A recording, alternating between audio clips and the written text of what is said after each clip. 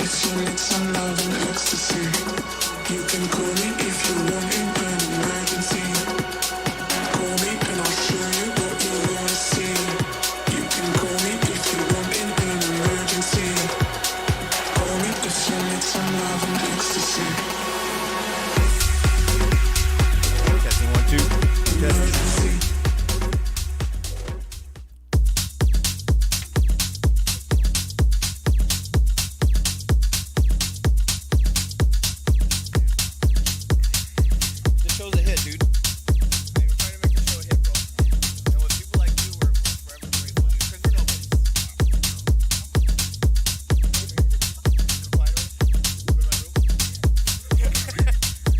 Testing 1 2.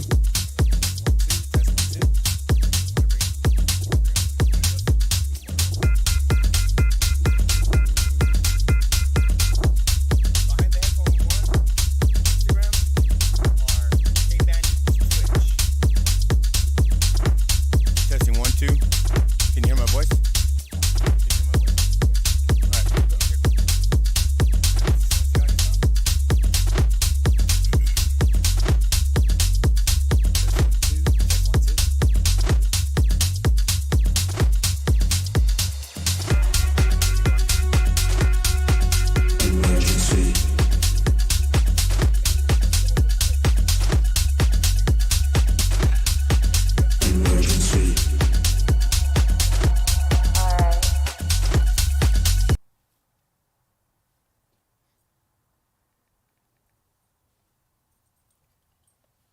That's some badass lighting, dude. Way to go, dude. Like it? Yep. You're the man as always. Scoot over just a hair. Just a hair, yeah. Just a hair. The ghost, man. Just so you can see, that's the behind the headphones Instagram right there. Oh, okay. And if you want to go to Instagram, you just hit live so you can see what's going on. Got you. Okay. So we're going to talk about you, the person, okay? We're going to talk about DJing, but that's why it's called Behind the Headphones. Got you, brother. Because everyone's like, that's DJ James. But they know nothing else about you. Get it? Whatever you guys want to ask, man. Jimmy Kimmel right here, dude. That's all it is. Get in that mindset. Is it ready? Yes, sir. All right, go ahead and hit it.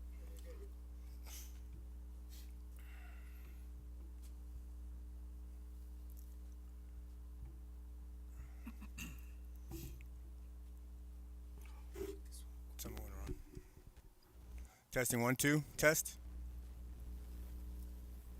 Push the back of that mic in. No, your mic. The cord? Yeah, like just there you go. Right there. Testing 1 2. There we go. Yeah? Yes, sir. We're good. Okay, are we on? Yep. All right. Ladies and gentlemen, thank you so much for tuning in Behind the Headphones, episode 16. It's been a blast, and we thank you all so much for the views and collaborations and how grateful Bandit and myself are for our guests that come to us and approach us and want to be on the show, and it just sees that we have something going good on here. So we want to thank this next guest right here, ladies and gentlemen, James from DJ James from Zendeja San Dimas. That guy has been there on the construction site before it even opened. He's been there so long. You need to check him out. He does old school radio, Jimmy Reyes. This is the man. Everybody give your hands up for DJ James Maxwell. Hey.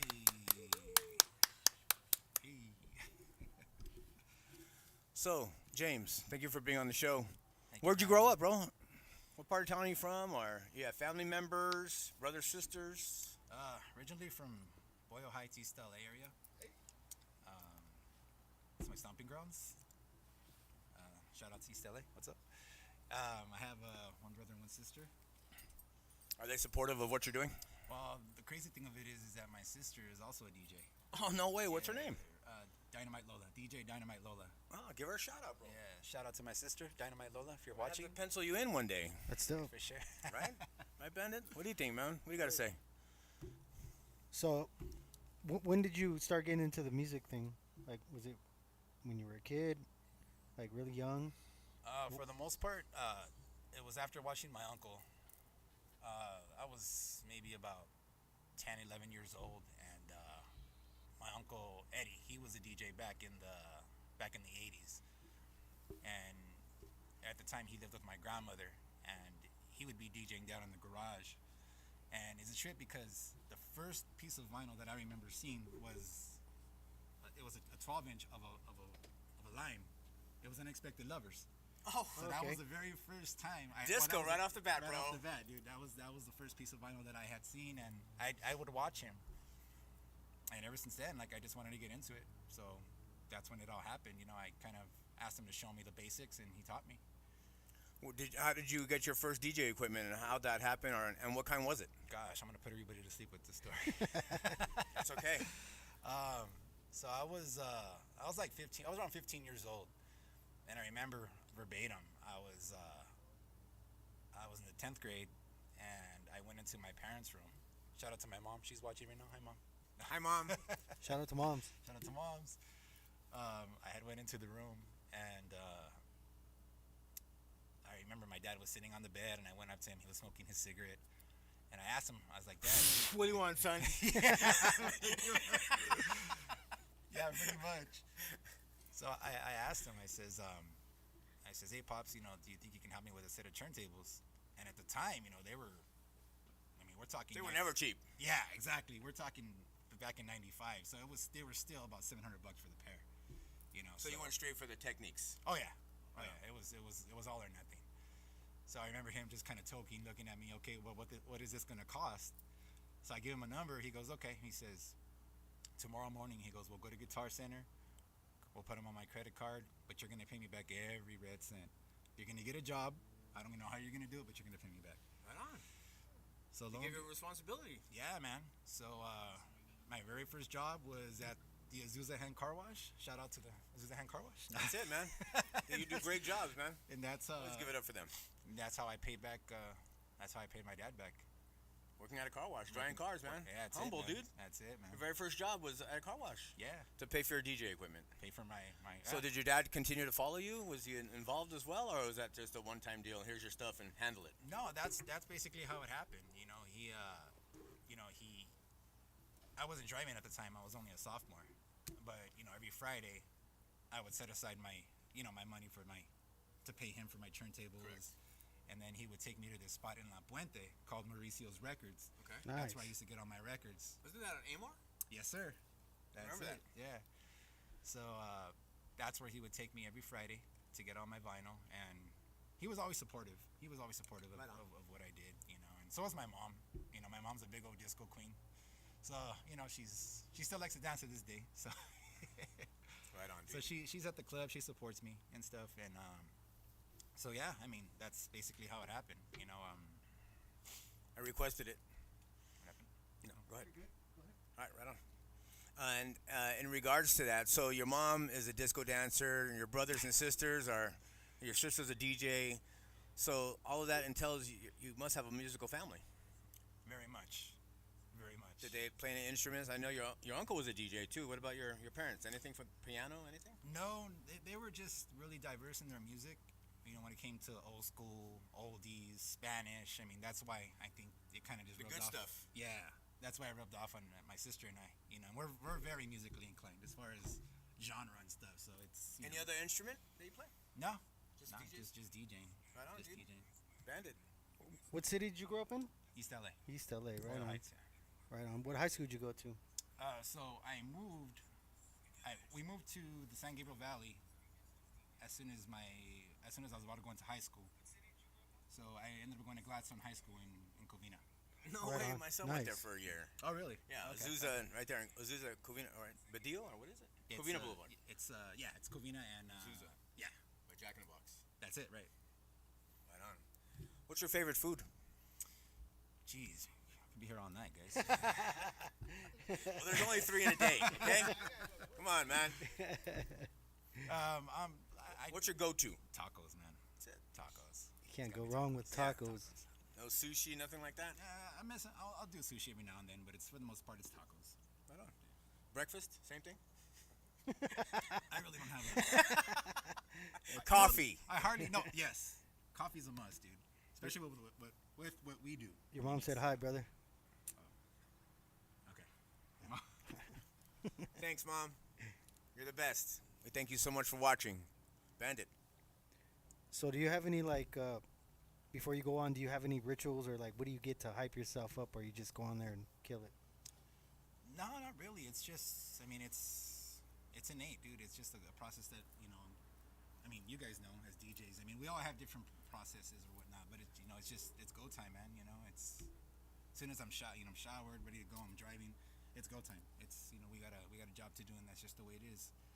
And sometimes, you guys can relate to this. We can be going through personal stuff or whatnot. Oh, but we're human. We're Yep. human, but we have to. It's when it's time to go. It's time to go. Like that's just the way it is, dude. We have to cater to a crowd, and that's just the way it is, man. Yeah, they don't care what's happening with you. Exactly. I want to hear music and drink beers. Exactly. Exactly. Where's the DJ? Well, he's right here with us tonight. What's your greatest strength? Oh God, greatest strength, man. That's a good one. I can't answer that, to be honest with you. Not yet. Not yet. Yeah. You can think about it, man. You're here for a few minutes with us. We appreciate it. Yeah. We'll come back to that. What's your favorite sport? Baseball. Right on. Baseball. Obviously the Dodgers. That's Yeah. right. Did you play? In junior high school. What sports did you play? Just baseball. Just baseball. I was just. Position? Were you good? You guys championship? How was it? Nah, we were mediocre. Shortstop. Oh, right I was on. always a shortstop. Yeah. Pretty tall for that position, bro. That was just my spot, man. Right on, That dude. was my spot. The Snagging 'em. Not the hot corner, but the hotness anyways, dude. Yeah. They come at you. That's position. Yeah, dude, for sure. Describe yourself in 5 words. Oh man. Very shy. It's kind of weird, but in a sense, I am an introvert. Wow. It's just You kind were of the opposite. right. But you really don't like a crowd around you. You like looking at a crowd, but not breathing down your neck. Right. Like it was even hard to bring myself to do this, but I'm just like, man, I got to do it. I just got to kind of just get out there and just overcome the fear of kind of just hiding in the dark DJ booth. You know what I mean? So, Yeah. But it feels good at times. Oh yeah, for sure. Everyone wants their alone time. What was your big break? Oh man, we're gonna go back. Damn, I've been at Sendejas for 21 years. Damn. That's what you call a residency, people. Yes. Resident DJ, and I gotta shout him out. It's a love-hate relationship. Tony Sendejas. Tony, what's up, man? Thank you, man. Thank you for playing for the Rams. But at the end of the day, he is like a father figure to me. For 21 years, I would assume, bro. Yeah, He's known you half your life. Yeah, for sure. It's 21 years, Friday and Saturday, every single weekend, man. Through thick and thin, through ups and downs, head of castle and horseshit. I've been there, man. And how'd that happen? How did you say, I want to hire you? So I walked in there one day. It was funny. This is the funny story. I walked in there on a Saturday, 21 years ago. My mom had taken me there, so we were all there. It was just a bunch of us, and my mom wanted to go after. I think it was a De La Hoya fight. So we went there after the fight, and kind of looked around, and first thing we do as DJs is listen to the DJ, right? So I'm listening, and I'm like, I'm like, oh, I could do better. yeah, kind of, thinking Say to it, myself, bro. Say it. but I just don't. That's just not the way I, what I mean. But so the week after, I ended up going in. I ended up going to Zendejas that Friday, and I asked to speak to the manager. And the gentleman had told me, "Oh, he'll be here in about 15-20 minutes if you want to wait around for him." I said, "Okay." So I waited around and I hung out, and here comes Tony walking in real slow, and I'm like, "Hey, I'm so and so, and I just wanted to see if if there was an opportunity to DJ here." And he goes, "Well, what kind of experience do you have?" And I says, "Well, I've only been DJing for about 5 years, 5-6 years, at that point." Mm-hmm. So he's looking at me up and down, and he sees this kid. He's just like, "Wow." And I was like, "Well, I was here on Saturday, and I was kind of listening to the DJ that was playing, and with all due respect, I think I could do a better job." So he kind of looks at me and he laughs. He goes, "Do you know who that DJ was on Saturday?" Oh no. And I says, "No." He goes, "It was me." Oh And I was like, "Oh shit, man." He goes, No, it's okay though." He goes, "It's okay." He goes, Constructive criticism. Yeah. But I mean, he was just playing music. He wasn't really mixing. Yeah. Wasn't DJing. Yeah. Yeah, he wasn't the DJing. fill-in. Right, he was just a fill-in for the resident DJ that was there at the time that had the night off. Uh-huh.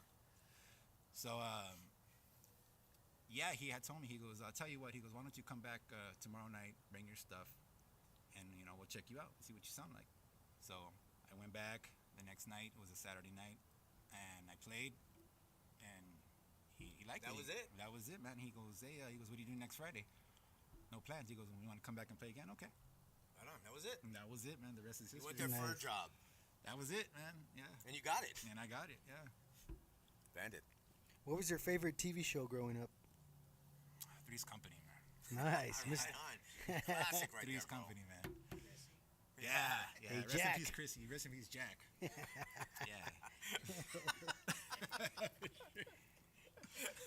Shout out to Jack. Yeah. Shout out to John Ritter, man. For sure. He was a good one.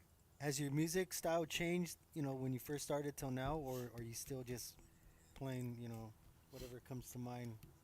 Well, as you guys know, the music game changes, man, and I can open up a can of worms with that. As We'll get there. being a club DJ. But no, it's changed. I mean, I've being a club DJ and just getting a different crowd every weekend. It's you have to be diverse. You Yeah. have to be on your feet. And you have to be ready for anything. So Right on. it really has taught me how to be on my feet musically. How long is a typical set at Zendejas for you? So our format there is we have a live band. They go on for an hour. I go on for another hour. So we kind of take turns Okay. throughout the night. So Right on. it's like, You get a break. yeah, I get a break. I do get a break. That's dope. So typically it's about 2.5, maybe sometimes 3 hours a night. Right on. So Worth it. yeah, for sure. Do you have any upcoming projects, As far as projects, I wouldn't say projects. or maybe like other gigs events? or- Yeah. Yes. Besides Zendejas? Yes. What else you do? There's some stuff that I really can't talk about right now. But we are going to be at different locations as far as DJing, as far Right as on. guest spots. I did do a spot this past weekend. I've been at this spot a few times now, and we're working on 2 different spots right now. As far as guest spots go. Right on. Right So, on. Congratulations on your collaborations, dude. Thank you, brother. Thank you. Do you still collect vinyl? I do. Right on. I do, man. For sure. What do you have like a certain genre you're collecting, or you just whatever you find? It's whatever I find. I mean, for the most part, if it's anything like classic house, disco, freestyle, that's mainly the stuff that I'm looking at. I look into. But I'll buy classic hip hop here and there and stuff. Right on. Yeah. That's dope. You're not like this guy who buys a truckload every other week. Hey, they gave them to me. Hey, all right, I believe you. So, what are your talents in your spare time, and what kind of job are you in? If you don't mind saying. Talents, man. My life is music, bro. I just recently started getting into like making my own edits. Nice. And it's a lot of fun. Now that I figured it out, it's I'm making my short edits because everybody knows that you can't play an entire record in the club no more. You got to kind of cut it into like 2-minute Yeah, increments. you gotta chop it up. Yeah, so I learned how to do my own edits, which has been a lot of fun. Very time consuming, but a lot of fun. For sure. And I work in the medical field. I work for Kaiser. Right on. Right on. Shout out to Kaiser. You guys Shout out to were in a Kaiser. strike not too long ago. We were, and that worked out to our benefit. And Right on. Good to hear. So we're good, man. Yeah. And what do you do in the medical field? I work in optical laboratory. So, DJ Cool Whip, he's an optometrist. really? Yeah. I didn't know that. No, I bet you a lot of people didn't until he came here. Oh, damn. Okay. Wow. Oh, right on, dude. So it's all about music. You work in the medical field. Any married with children? Not married. I have a son. He's 21. I'm a one and done. Right on. Yeah. What's his name? Michael. Shout out to my son, Mikey. What's up, Mike? What's up, Mike? Shout out to my son, Michael. He's training to be a boxer. Right So- on, Right on. dude. That's dope. He'll be in a tournament this December, so we're looking forward to that. See how Nice. that all goes for him. So Boxing is good. The youngsters that are coming up for sure. yeah, most definitely. So So, what is it that makes you passionate about DJing? Is it like the crowd, or just playing the music, or what is it that makes you passionate about it? the feeling, man. It's you guys know this as well as I do when the dance floor's packed and it's like you have them in the palm of your hand. They're Yeah. screaming, they're having a great time and everything. especially those nights where you're dropping every single record and they're just popping, man, and just like boom, Yeah. boom. I mean, those are just nights where you're just I like, remember "Ugh." that song. Yeah, it's just, That's dope. it's great, man. I mean, those are the moments that are just make everything that we do worth it. You know what I mean? And I'm not just trying to blow smoke. That's the truth, man. That's the reality of it. You know. Right on. So, What do you prefer playing on? CDJs or vinyl? Because I know CDJs are. The end thing. I mean, Yeah, that's that's it, you know. industry. Right there. So. I was on really early with CDJs. I don't mind the CDJs now because I don't even use a laptop anymore. I'm straight USB. I mean, Yeah. and that's as an open format DJ, which is like pretty cool now that I'm starting to, because I listen to other DJs and on Instagram and whatnot, and they're starting to make the move now from laptop to USBs. Yeah. So yeah. it's pretty cool. It's pretty cool that now that they're starting to make that move, so I don't feel like such a outcast when it comes to that anymore. But yeah, man. I mean, I don't mind the CDJs. I really don't. So. You prefer Serato still, or vinyl? I mean, what's your at the end of the day, vinyl is always going to be number one? number one. Vinyl's Same going to be here, here, man. So I mean, but as far as what I do now in the club, I don't mind using my CDJs. Yeah, you have less to take. You know what I mean? Yeah, that too. So Where's my bag? Oh, here it is. yeah, it's just a little USB. Put it in my pocket. That's it, man. Yeah. What advice would you give to a future DJ? Oh man, be patient. Be very patient. Being a DJ and learning the basics of being a DJ as far as matching beats and whatnot. Learn how to mix before you learn how to scratch. Like, I know everybody's antsy about scratching, and that's like let me scratch. Learn how to match your beats first. There it is. That's first and foremost. You want to learn how to match your beats first, and just be really patient with it, man. Really patient. That's the best advice I would give. Right on. What goals outside of DJing or music do you have that maybe you want to accomplish? Goals? Or just something you want to work on, like maybe another hobby or something, or is just DJing it? Man, after DJing 21 years straight in the club and all that other jazz, I want to travel, man. That's a goal. I want to start traveling, man. Oh, yeah. Definitely vacations are good, man. Yeah, for sure. Craig always, gives me shit about vacationing. No, I'm kidding. How dare you? No, not at all, man. he's cool. He's the man right here. Yeah, I'm just playing. So, what is who? I'm sorry, not what. Who is your favorite DJ and your favorite DJ you've played with so far? I mean, people have said throughout the spectrum different names, multiple names, but if you had who is your favorite? You can have a couple of them. Man. People usually do. Ooh. Favorite DJ that I've worked with. Or just your favorite in general as well. That's a good one. Whoever you work with too, we appreciate that. Craig Herrera. Shout out to Craig Herrera. Oh, who's that? He's over there. I'll tell him. I'll be honest with you. For me, like, it's not so much a favorite, but it's rather just a moment. Like, because I enjoy watching still to this day. Like, I'll go to certain places and I like to watch guys like Robert Risque or Jose Shootin', Alex. Oh yeah, those are legends right there. Yeah, they've both been here, bro. Oh yeah. I mean, those guys have been here, and those are guys I can just. AJ Moore is another one that I can watch. KDM, where the hell you at? Yeah, Still waiting for something about traffic right here. Parking ticket. He's watching on Twitch. Yeah, right on. There's just certain guys like those guys that I can just go hang out and just watch them and just pick up little nuances and incorporate in my shit. You know what I mean? That's dude. Like those guys for the most part. Shout out to Steve Chris. I see you, brother. What's up, Chris? That's our boy right there, man. Steve Chris. Bandit. If you could go back in time when you were younger, what advice would you give yourself, and would you change anything? Yeah. Not be so shy. I was really shy. I started DJing in Adzendejas when I was 21 years old. I was very shy, a very shy kid.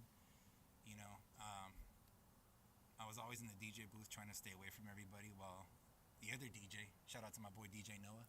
What's up, man? Big Noah, legend. he was always the one out there, you know, hey, Jamers, just go hang out, you know, let's go have a drink. And I'm just kind of like enclosed in the DJ booth, just trying to stay away from people. I would try to like put myself out there more. Right on. What makes you happy? Music. Family. Music, huh? It's in your blood, bro. Music and family, man. Right on. Yeah. Where can our followers find you, and do you have any mixes on any platforms? I do. They can go to my Mixcloud. It's mixcloud.com//Mixwell55. You can find all my mixes on there. How do you spell Mixwell? Mixwell 55. There you'll even catch some of my mixes, some of my live mixes from the club. Nice. I have quite a few mixes on there, so if you guys want to check it out, you know, for your driving, traffic, working out, whatever, check it out. Oh yeah. Mixwell 55 on SoundCloud. So you always have like Jimmy Reyes and old school radio over there, and that's a big hit for Zendejas and stuff, and for you guys to collaborate and stuff like that. How's it working with Jimmy? It's pretty cool. You know, I have to shout out Jimmy Reyes for you know, I mean, the guy's been around in the industry for a very long time. Craig, you know that. He's basically a legend, you know, we're in our industry, and he kind of gave me the rub. And what I mean by the rub is, you know, he gave me the blessing, like, hey man, you know what, you know, you know what you're doing, and it was pretty cool. It was pretty humbling to get it from him. For sure, he's on the radio. Yeah, he's on the radio. So, you know, to get the rub from somebody like him, it was a pretty big deal for me personally, you know. But, you know, in working with these guys from the radio, I mean, I've had the opportunity to, you know, DJ for guys like Rodney O, Lighter Shade of Brown, Nice. the Mary Jane Girls. So it's been like such a dope experience, man. Like, Beautiful, man. yeah, man, it's been awesome. You're doing well, dude. Thanks, man. Is there anyone out there you'd like to collaborate with that you haven't already? As far as You know, maybe, you know, going back to back or being on a lineup with a certain DJ. That you haven't played with. Yeah. I haven't played with. Gosh. Not. I mean, I don't have one offhand. Uh-huh. But anybody that's been around, I mean, it's always a pleasure to rock the, you know, to rock the night with somebody who's been around. I mean, even you, Craig. I mean, you know, you're a legend. For me personally, you're a legend, man. You've been around, bro. Thank you. I appreciate that. You know, and it's like, yeah, you know, Robert, Risque, Jose Shootin', AJ Mora, like anybody like that's older than me that's been around, that's paid their dues. Hey, man, it's always a pleasure, and it's always humbling for me. It's like I'm going back and, you know, picking up little nuances from what you guys do. So it's always good, man. Cool. We appreciate that from the heart, bro. Appreciate We're that. grateful, dude. Bandit, man. What's your favorite genre to play? Or do you have one? Anything? Believe Faith says, "What's up, James?" Oh, what's up, man? Oh, Believe Faith. oh, that's one of my day ones. What's up, girlie? Thank you for watching. One of my day ones right there. She's always supporting me, man, and nothing but love for you, Anita. Yeah. Right on. Thank you, Anita. We appreciate that. So, As far as genres, it'd have to be anything classic house or you know, high energy disco. Right on. Any particular track? Oh man, there's a few. There's a few, bro. It's Nightlife Unlimited, Love Is In You. Nice. Lime, Unexpected Lovers. yeah, that's a banger right there. You can't go wrong with that one. Yeah, man. Elias, Follow Me. You know, there's just certain cuts that just still hit. Do you have those on vinyl? Oh yeah, absolutely, absolutely.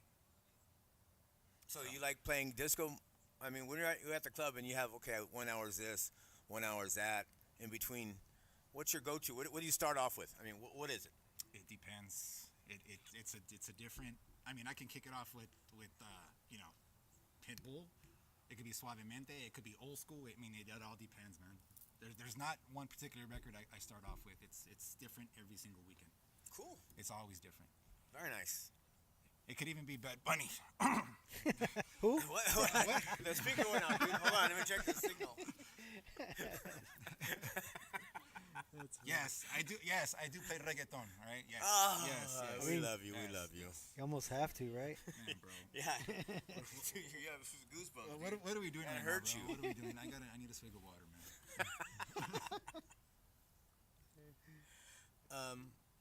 How do you stay up to date with music? How you just said you play reggaeton, you play, suavemente. How do you keep up with the newer stuff, though?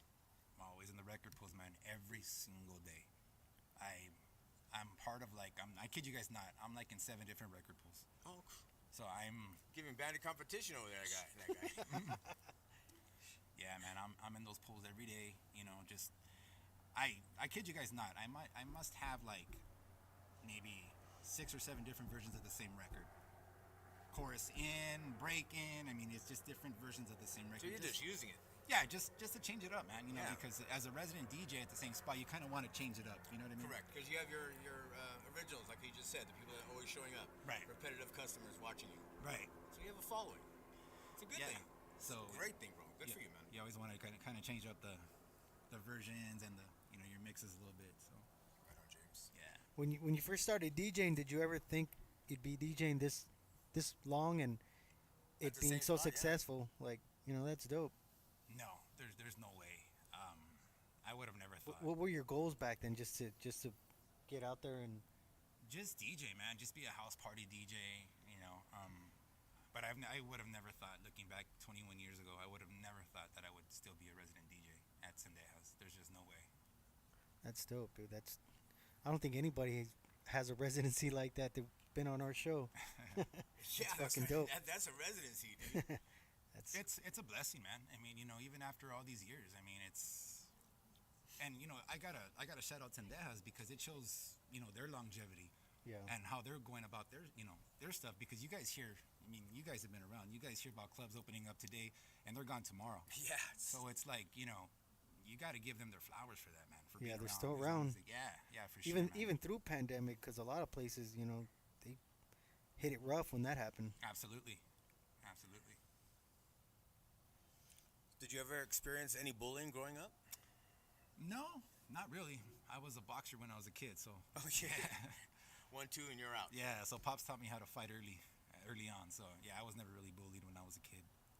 Cool. Yeah. Right on. Not that I was a fighter. I just Yeah, no, we don't look for it. Absolutely. There's a difference between looking for it and backing it up. Yeah. So Bandit. So what's a typical day for you? Like, wake up, obviously go to work, and like, do you go to the gym or it's a typical day? typical day. Alarm goes off at 2:45 a.m. Jump Ooh, in the that's early. shower. Get ready. I'm at work at 4 a.m. I'm grinding it out. 8 to 10 hours a day. Get home, and for the most part, I'm just kind of just chill for a little bit, because, Hectic. yeah, oh yeah, those hours will get to you, man. After a while, And the medical field will get you. Yeah. So I'll kick it for a little bit. I'll go in the pools again. I'm in my pools every day, just kind of going through new records and seeing what's out there. That's it. I'm pretty chill. I hang out with my son every now and then. When he wants to kick it. He has his own life now. So He's 21. He's a man already. so I'm not cool. I'm not dad no more. I'm not the cool dad no more. Right, Mikey? Is Nah. James there? This is his son. Not dad. Now it's like, hey, Dad, I need a few bucks. What's up? Yeah. I love you, Dad. I need $20. If you had a chance to change anything in the industry, what would you change? In the industry, The DJ scene. man, the hate, man. I think in what we do, there's just a lot of low-key haters, man. It's so unfortunate. Really? No, I mean, you guys know this as well as I do. I mean, in the 20, and I'm gonna give you guys an example, and I don't need to say no names, but No, of course not. in the last 21 years, being a resident at Cendejas, I mean, I've heard of guys trying to come in and I'll do it for half of what he does it for, I'll do it for free, I'll do this, I'll do that, yeah, woo, woo, woo, it's always one of those guys, but it's, Knocking you out when you're not around. yeah, man, it's really unfortunate and so sad, bro. Like, that's why I kind of, now it's kind of like I like to kind of stick to myself. I don't really run with any group of guys. It's just kind of me now. I just kind of, You feel better, don't you? Oh, dude, You're at absolutely. peace. Yeah. Absolutely, bro. Instead of running with cliques, dude. There's a ton of Absolutely. them out there. I love and respect everybody in our industry, because it's not easy what we do, especially for a crowd, but I don't really run with anybody as far as like cliques or anything like that. Right on. What do you have going on tonight? Cendejas. In fact, as soon as I'm done here, I got to fly all the way back to San Dimas, and we're going to be jamming tonight with the Soto Band. Shout out to Soto Band. Oh, right on. Bruce Soto. He's always around. Yeah, that guy's top notch, man. Always playing the gigs. Yeah, man. Another legend. Yeah, still doing it. Yeah, man. So, you know how you say you have your regulars and everything else. How do you engage your listeners off of Zendejas? You know, the crazy thing of it is that I have, and it really surprises me, you know, if I have a gig elsewhere, or if I'm at a different spot doing a guest spot, like, people hit me up. If I post a flyer or whatnot, they will come out to see me. And that right there is, like, just really hits me personally, because I'm like, man, like, this is a following. This is, it's humbling, dude, because I'm, like, in my, you know, like you say, like, we're just DJs. But people actually go out of their way to want to come out and see you, no matter where you're at. And that just really hits me hard, dude. Like, that's really humbling to me, you know, no matter where I'm at. Like, they come out and support, or they show love. And for me, that's a lot, man. That speaks volumes.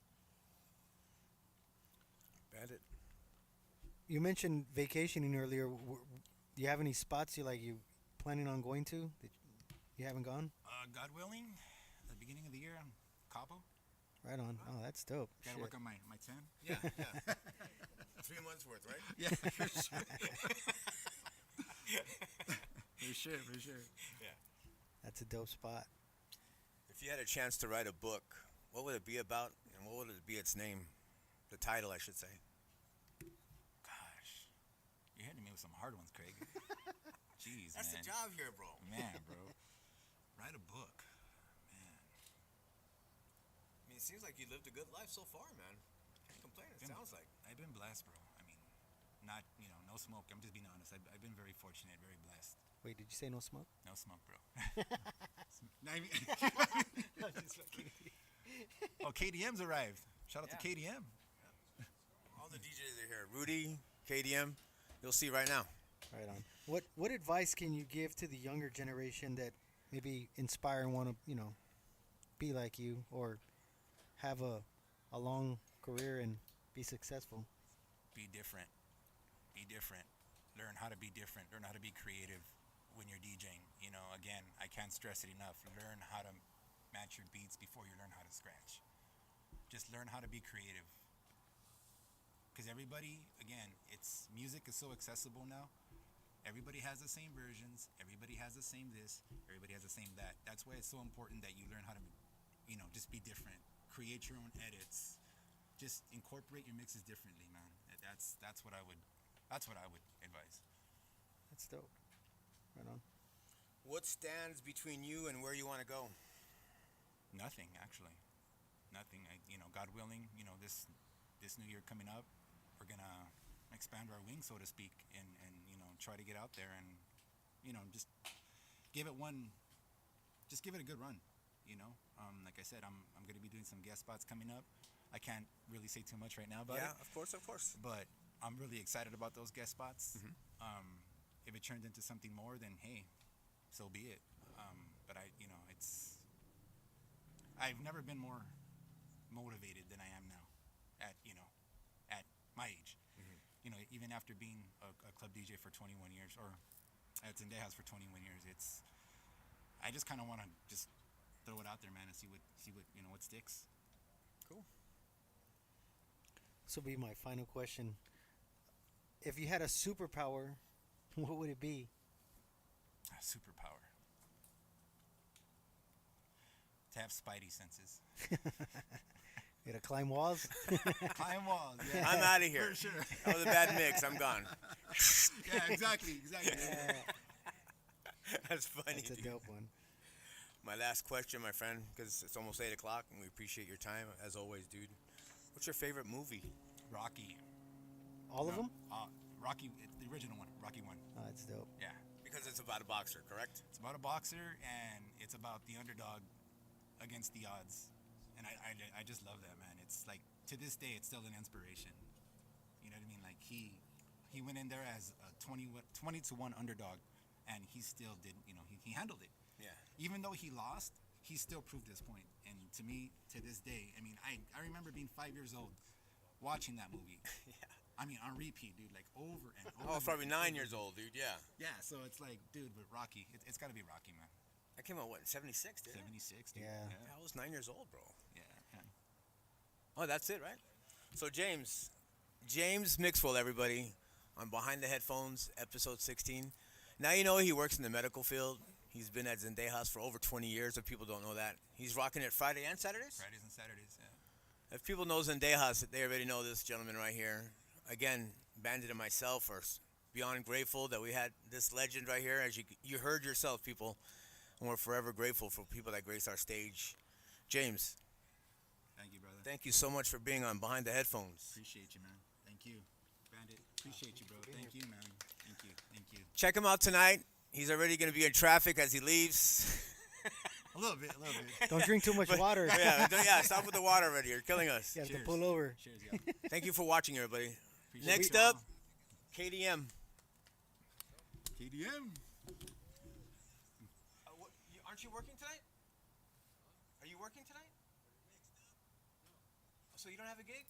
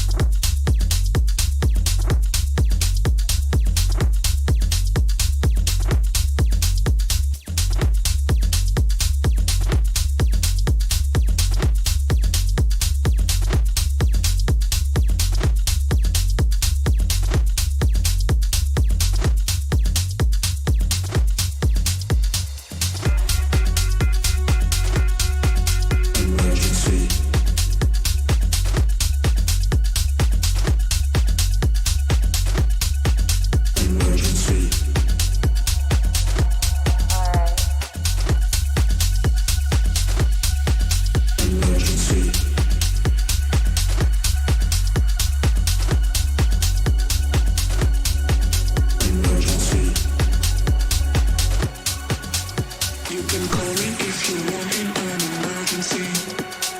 Call me and I'll show you what you wanna see. You can call me if you want in an emergency. Call me if you need some love and ecstasy. You can call me if you want in an emergency. Call me and I'll show you what you wanna see. You can call me if you want in an emergency.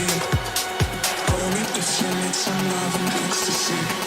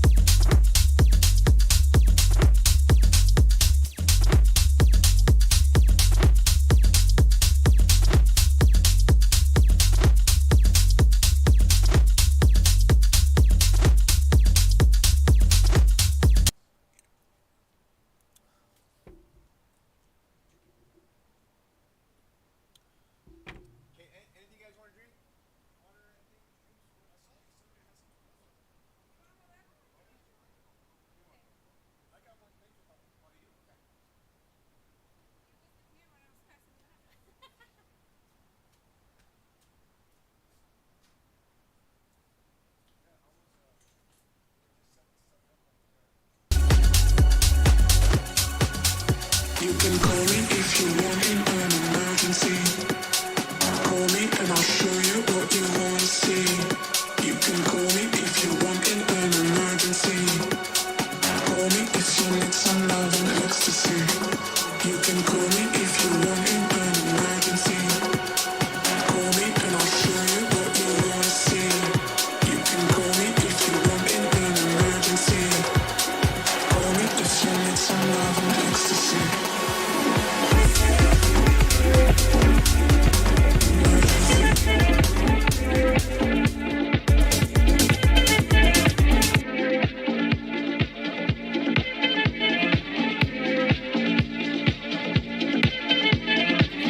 sad to think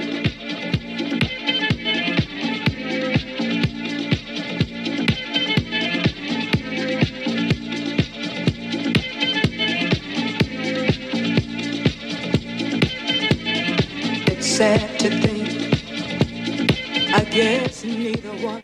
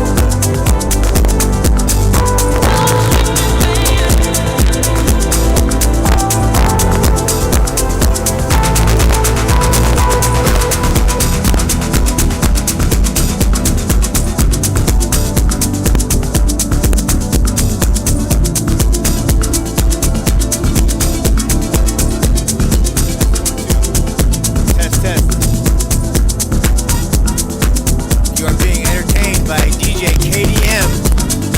His interview is coming up any minute now. We have Rudy V in the house, waiting to tell you some stories, man. I mean, we're just being blessed in the background. Stay tuned.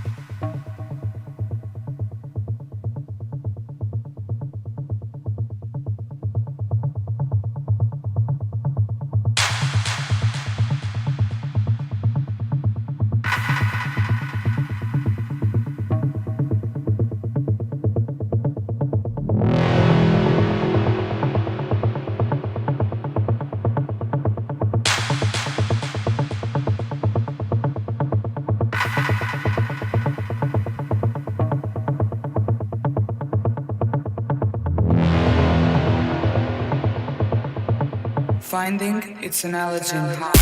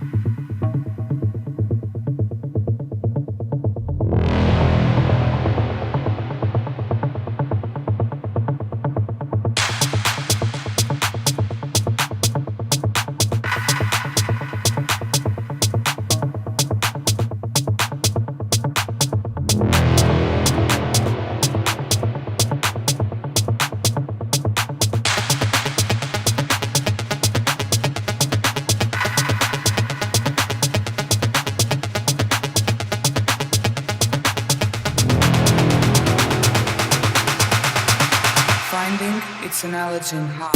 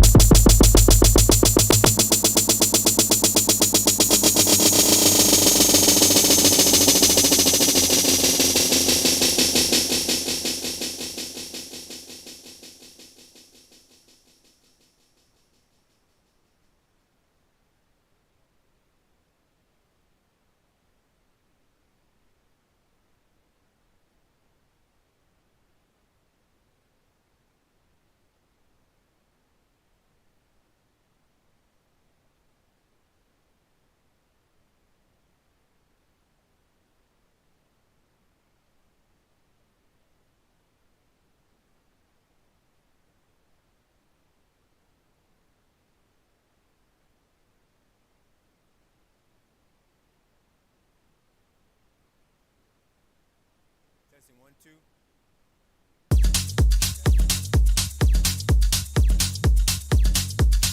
Testing 1 2. Check one.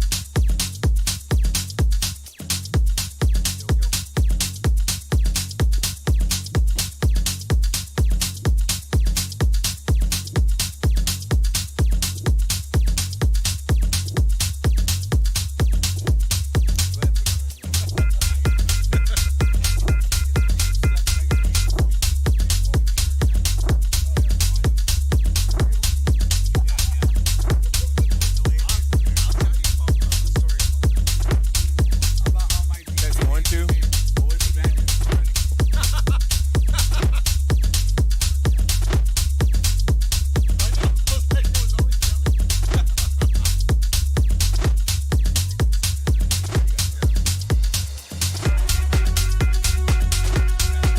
Emergency.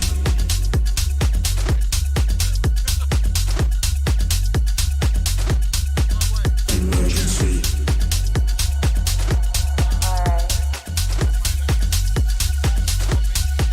Emergency.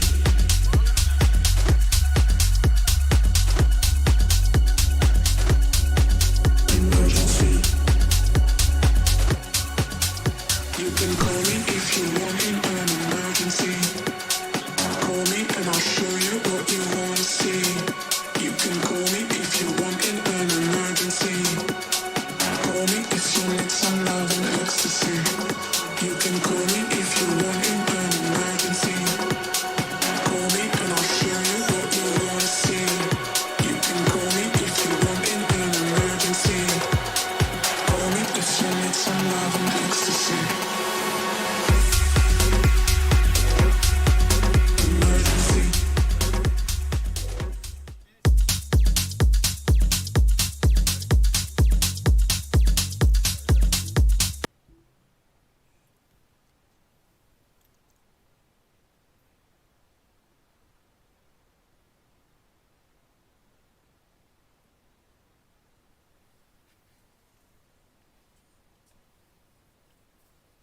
You start off, Bandit. I'll do the intro and then you go. Did you want to start on anything on yours? You're good? What do you mean? If you want to go live on your Instagram Oh no, I'm good, bro. Okay.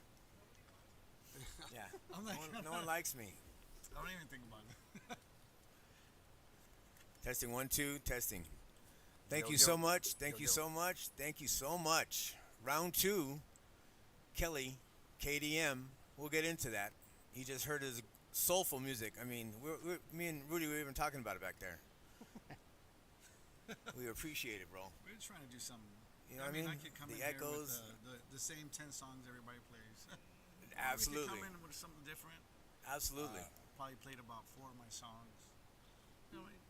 Just trying to do something. I don't know, creative, I guess. Kelly, thank you for being on Behind the Headphones. Thank you, brother. Thank you for for being gracing us here. for sure. I think it's my first time meeting you, or maybe Yeah. I met before. I seen you, but Probably. yeah, first I've time been meeting. in the scene for a while. Yeah, we met at the party Yeah. where you so gratefully hooked it up for us, bro. Yeah, of course, bro. You know what I mean? Next time around, we got you. Bandit. So, what inspired you, or how did you get into this whole music thing? Because you're in it deep. So Honestly, my brother, which is Renee, he just helped me. He actually is my older brother. We grew up over there in Mid City, and then he got in.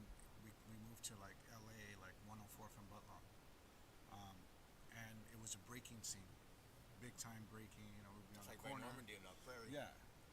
So it was like, there's like break dancing and stuff like that, and then he belonged to a party crew, which I believe it was Romeo's or something like that, or Jensen Black, and then he like, what do? You start DJing, right? And I remember him convincing my dad to buy some turntables. Well, he got him a nice Newmark 1780. I think it's the 1780 with the sampler. Yep. And then we had a Technique, but we only had one. So we had just one 1200. And I remember going to the store. I was probably about 11 years old. And I remember going to downtown LA. We went to one of those, which were many back then, like like DJing was like a whole thing, like Astros, but there was like 10 of them. Like What year was this? probably 80s, late 80s, early 90s. But if you went to down, like that's where you had to go. Like if you wanted to get DJ equipment, there was no Sam Ash, there was no Guitar Center. You know, you had to go deep in LA into the stores. And I remember my brother Renee convincing my dad, because we had the stereo system, and we tried to do our little thing. Well, he did. Me, I was just being a little skateboard kid, fucking around, just doing my thing. But he convinced, and I remember, obviously, what do? You look up to your brother, right? So you start seeing what he's doing, and next thing you know, like, he's bringing records over, and they were deep into like disco, and then like industrial. Like back then, industrial was like not like K-Rock. It was more like Depeche Mode. Like that's what was like kind of like industrial. Is that the genre that did it for you? Like when you heard that? Yeah, well, because K-Rock was in like K-Rock to us, at least to me, into like the early '90s. Back then, it was like industrial music. Like Depeche Mode was industrial. You know what I mean? Yeah, And they were Madonna. underground back then. Yeah, like Madonna was like, pop. Like Morrissey, stuff like that, Smiths. That was like UK stuff. You had to go to the best parties to listen to that stuff. Like it was not like you can hear it on the radio. Yeah. So like it was always one guy that knew what's up, and then that guy kind of like put everybody together and put them on. So like it's just like with the music. Like back then, it's just. I feel it was a lot of creativity, a lot of digging, a lot of looking for new artists, which you're doing that like on a different platform, right? You're doing it on on your phone. If you want to look for new artists, you go to SoundCloud, you go to Twitch, whatever you want, whatever means what you want to listen to. It's a little easier. Back then, it was like, okay, you hear that track, who the hell is playing that, and why are they playing it at the backyard boogie? Right? Wiz. Yeah. So that's what was really, really, really going on. Like music wise. Back then I was DJing. I wasn't DJing house. I wasn't DJing. I was DJing like K-Rock, which now is 80s music, which is over there. It was back then, it was new music. Obviously vinyl, right? Yeah, all vinyl. Absolutely. All vinyl. I never switched to CDs. I liked it, but it was just, it was one of those things, us vinyl DJs, we really try to hold that, like we're vinyl DJs, like we're not CD DJs. Which, hey, I don't get wrong. I mean, We're all playing them. we're all playing them now. That's You for got sure. you gotta go with the times now. Yeah, of course. Like we all revolved, but going back to that, that's how it was. That's how we found out about music, was because, either they were playing it at the top clubs, and then it's evolved. My original DJ name was Kel Rock. Because That sounds pretty You dope. love K-Rock so Yeah, much, and then it starts with a K. Because I used to works. play 80s a lot, like which That's back dope. then was like K-Rock basically. So was that your first name? Yeah, so back then I was like, I'll go by Kel Rock. It's pretty then, dope. And then and it wasn't, I don't know, it was just, we were kind of more famous in our brain, Absolutely. and like we go to like different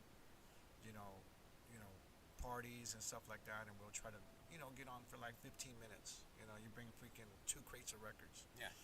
Yeah, for 15 minutes and then back up the truck. Yeah, and it's like, it was never like, all right, as DJs, we always try to bring as much as possible, even though we're only gonna play for like 15, 20 Right. minutes, right? Yeah. And yeah, which because you never knew what was gonna happen, and sometimes even when I was working in as a resident DJ. Where was this? I was a resident in Q's, so that was in Uptown Whittier. Q's Right was like huge back then. Q's was, there was like back then there was like 5 Latino clubs. Like everybody went to those clubs. Okay, Q's, Stock Exchange, Mayan, That's still an underground venue still today. Caddies, QC 2020. I mean, back then it was QCs. Um, then we were ventured out to like Vertigos, but Vertigos wasn't a big club. Yeah, no, It was a like on Temple Street. smaller niche scene, Absolutely. different type of scene. And when you had, that's when I would meet. Like, I met like Devin, Ron Miranda, Rudy, Eric like, Hell. yeah, Eric Hell. I mean, dude, like so many I probably forget right now, but Robert Risque. Yeah. But how I got into Q's was because back then, because my one of my brother's friends also I DJ'd at his party. He was like, "Hey man, what are you doing on Thursdays?" And I'm like, "Dude, I'm only like 20 years old." He goes, "You want to DJ?" I'm like, "Shit, yeah." Like, that was like, That was your big break. that, dude. I was like, we moved. I remember moving to Whittier, and then we went to Uptown Whittier, and then I would look at the club. I'm like, man, one of these days I'm gonna be there. That was like my dream. I was like, one day I'm gonna DJ there. That's dope. And then my friend David Del Toro from the Fashionables, he opened that door for me on a Thursday. So I DJ'd it on a Thursday. I met Robert Risque, and then I met Steve Beltran. Robert, if you know Robert is he's been along for a long time. He's been here, bro. Yeah, he's been around for a long time, and he knows everybody. And he essentially gave me a break there because Robert was like, "Hey, you know what? Why don't you open for me?" Robert he didn't want to be there because like that gig was like, you get there at 9 to 2 in the morning, so it was like a 5-hour gig, and sometimes you need somebody to open up for you. So he gave me the opportunity. That's dope.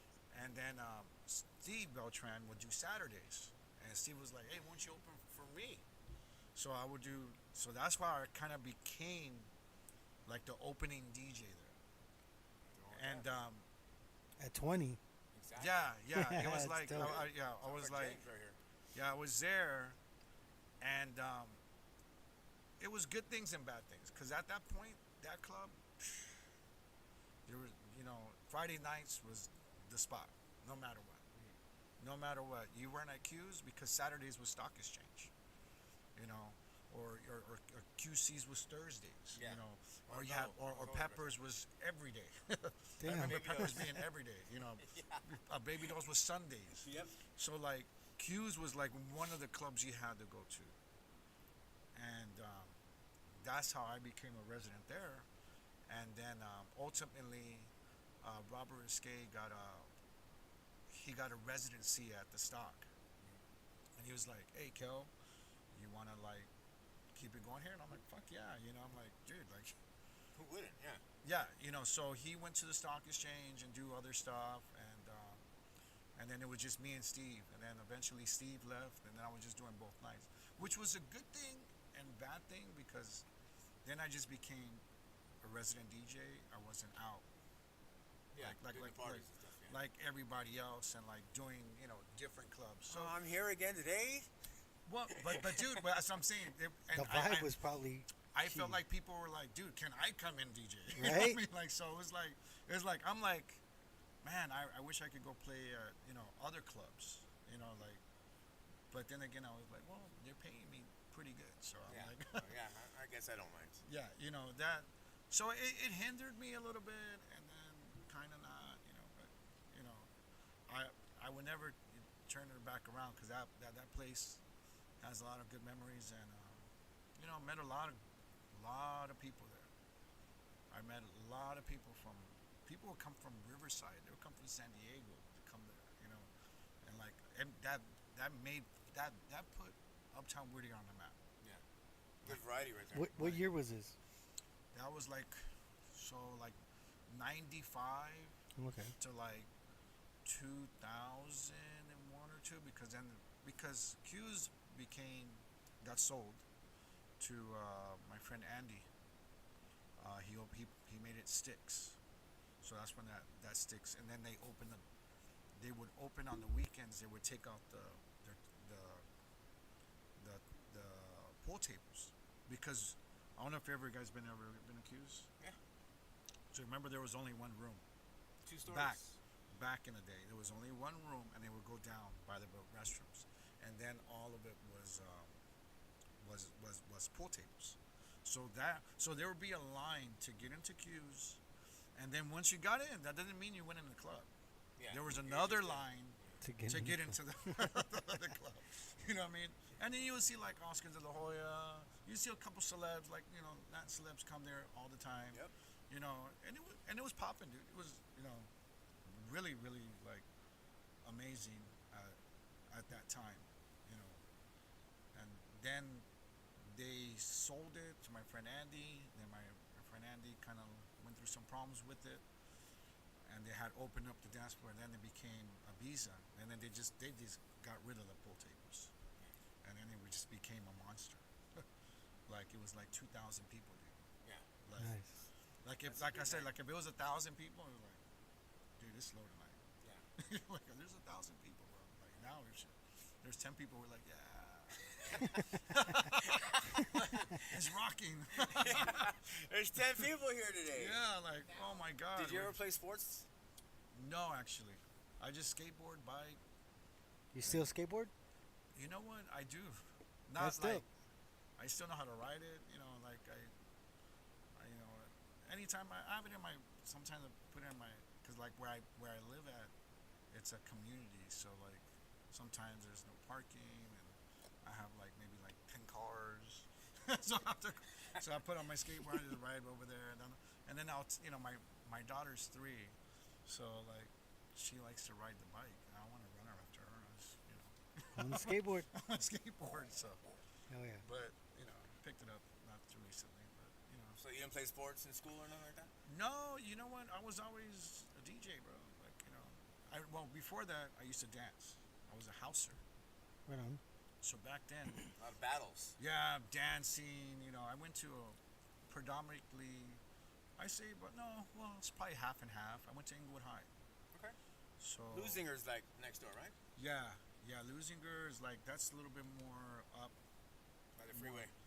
more towards like on Hawthorne Boulevard, more Yeah. a little bit, yeah. So we went But to that part Inglewood. of town though, right? Yeah, we went to Inglewood High. Inglewood High was pretty much half and half, black and Hispanic. But to Hispanics, they wouldn't dance. Like we were, I remember going to like one dance. I'm like, nobody's dancing. This is boring. Like no, like who else was dancing? The black people were dancing. You know what I mean? And that was at the time when it was like Vanilla Ice, Ice Baby, shit, all the like dope shit. And I think it was in. Rico Suave. Yeah, even that, dude. Like even that. It was like the housing days, the MC Hammer days, like. And I remember like. I have an album. I remember The my Hauser friend, days. Yeah, for the sure. housing days. Man. I remember my friend Joey. He's a white boy, and he taught us how to dance, about the Running Man and Roger Rabbit and all that stuff. And then I remember I went to the first dance, started dancing, and everybody was like, "What the fuck?" Yeah. The Hispanic people were like, "Yeah," because I have them in third period. That's and I became a little popular. Like I was That's actually, dope. like I became a little popular of that because like.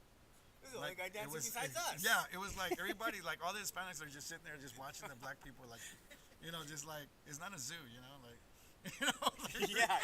You know what I mean? Yeah. And it's like, so We're I human. started dancing, like, what the fuck's going on, Yeah. like, and then it was kind of like cool, like, that made it cool, I guess.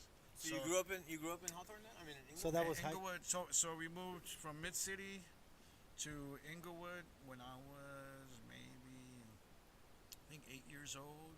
And So were you born at the Good Samaritan of your mid-city or what? no, I was born at the Queens Hospital. The You still one that's there, right? closed down. Garfield- Yeah, I think the Garfield? one's closed down, L.A. And that was like, so from then I knew I had to do something to like, and then obviously my brother was DJing, and we used to be DJing, like, So did you're a DJ, dancer, it's like. Construction worker. Yeah, like, but never like football or anything like that. Did you get into the breakdancing? My brother was. I was trying to spin on my head and all that stuff. Yeah, Don't yeah. get me Give me wrong. some cardboard. Did you play hip hop back then too, or We were play. Honestly, bro, like I said, I was like Kill Rock. I was just like all, like K-Rock, style music. Right on. Like it was, and then we would buy like the hip hop too, the gangster rap, stuff like that. But if it was like, if we were to say hip hop, it would probably be like like the MC Hammer stuff, like Yeah, the yeah. hop house, like I guess what they call it, hop Yeah. house or whatever. It's been so long, right? Yeah. Yeah, hip house, yeah, yeah. There you go. And that's what we would buy. That's And those are the classics right there. and then we would go like disco and stuff like that, freestyle. Then we got into Spanish rock. Then we had like a Spanish rock era, like we were just doing Spanish rock. How about backyard parties? Would you, or house Yeah, parties? yeah. We would do. See, in Inglewood there was not that many, like compared to like San Gabriel Valley and all that stuff. Yeah. Inglewood, like we had to come out like here, like Got it. Hollywood.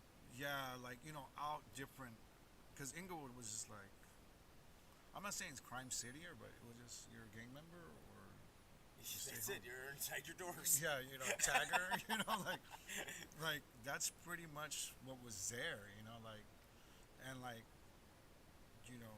we would go like if you wanted like to go like dance, we would go to Arena, Arena Fridays, it was bi and straight, whatever, gay or straight. Yeah. But we were 13, 14 years old, we're like shit, fucking another badass club, like That's dope. that we went and we used to go to like Redondo Beach, fashions, like those are all ages clubs. Like You remember Brandy's? Brandy's, I never went. I know my brother used to go. Maryland, Maryland's. bro. And Old school right there. so like those are the things that we used to do, like, and we were like we were into like, we became rebels, the Morrissey, the Smiths, the Cure. Then Give me some Doc Martens. Yeah, the Doc Martens. then we just started doing the Harley boots. Yeah. Then I was into ska. Like we started doing the ska, like the Specials, the Selector. So you really stayed with that grunge scene, it seems like. K-Rock. For you just for a that's long like in your time. blood, But dude, he said it. His name was Kill Rock. Yeah. Yeah. It was for a long Stupid time. me. That was like, because that's what we had. Like house music. That was a different niche. That's when we started listening. Like when we go to like Arena. Like okay, different niche, but most of your friends are rebels or whatever. Like just listen. All right, but house. I got into house because my brother got into house, and then he would buy the records, and I was just like, oh, that's dope. And I'll just play them. Where would you buy? Where would you buy the records? Oh, Melrose. Yeah. DMC, all that. Melrose was like the mecca. I remember we used to take the bus. Like 5 record stores on that. Yeah. Oh yeah. But you'll come back with like 2. That's all you got. But those 2, like like back then, you go buy 10 records, that was like $120 minimum. So like I bought a lot of records and never really played. Do you still have them? I have a lot of records. I have a lot of records. My brother also collected probably a lot of records. He like, it's we used to go to Exodus. We used to go. My boy Bert. Yeah, and that's where I started meeting. Like when I moved to Whittier, that's when my DJ kind of career expanded. Right on. I know in Inglewood it wouldn't expand, but because it was more Latino based, and I think people are on a different level. Over there was more just like, watch it, don't get killed. Here it was like, all right, cool, like cool music, and I would play everything and anything. Now I do high schools. Yeah. Which is really random, but I actually kind of like Taylor Swift now. I'm just playing. We'll cut the mic Yeah. on that one. I'd rather hear that Yeah, than. you said you had a little girl. You have kids or married with children? I have married. Probably nobody even knows because my wife never came around. But I have a 26 years old and I have a 19-year-old boys and I have a 3-year-old daughter that's about to turn 3. Right on. Big gap right there, man. Yeah, my first was, there were different wife that, well, or girlfriend, I guess, at the time. And she was in the scene too with me. Like, she knows everybody I know. Like, you know, Rudy knows her. Like, everybody knows, like my ex and stuff like that. But, we were just on two different levels at that time. And my wife that I'm with right now, she doesn't go out. I kind of like that. I mean, A homebody. I kind of like, like she just stays home and I'm the crazy one. Can't have two crazies. Yeah. So, but those are the, life. What was your favorite TV show growing up? Oh, dude, Married with Children. Man, I think that's a classic that's right like there. number I mean, one we on like this Kelly show right Bundy, here. man, you know what I mean? Jack, Yeah. the pimp. Yeah, I mean, we used to, that, Three's Company, Alf. Yeah, I mean, so many different cool TV shows, Brady Bunch. But That's a good Married one. Children probably sticks out the most. Yeah, we had some Of good like- shows back in the day. Yeah, very, very, I don't think they could have those shows nowadays, man. It's too many Probably get sensitive canceled. people. Jeez. That's incredible, man. it wouldn't bother us for sure. I mean, or probably not, What's your greatest strength? I know how to talk a lot.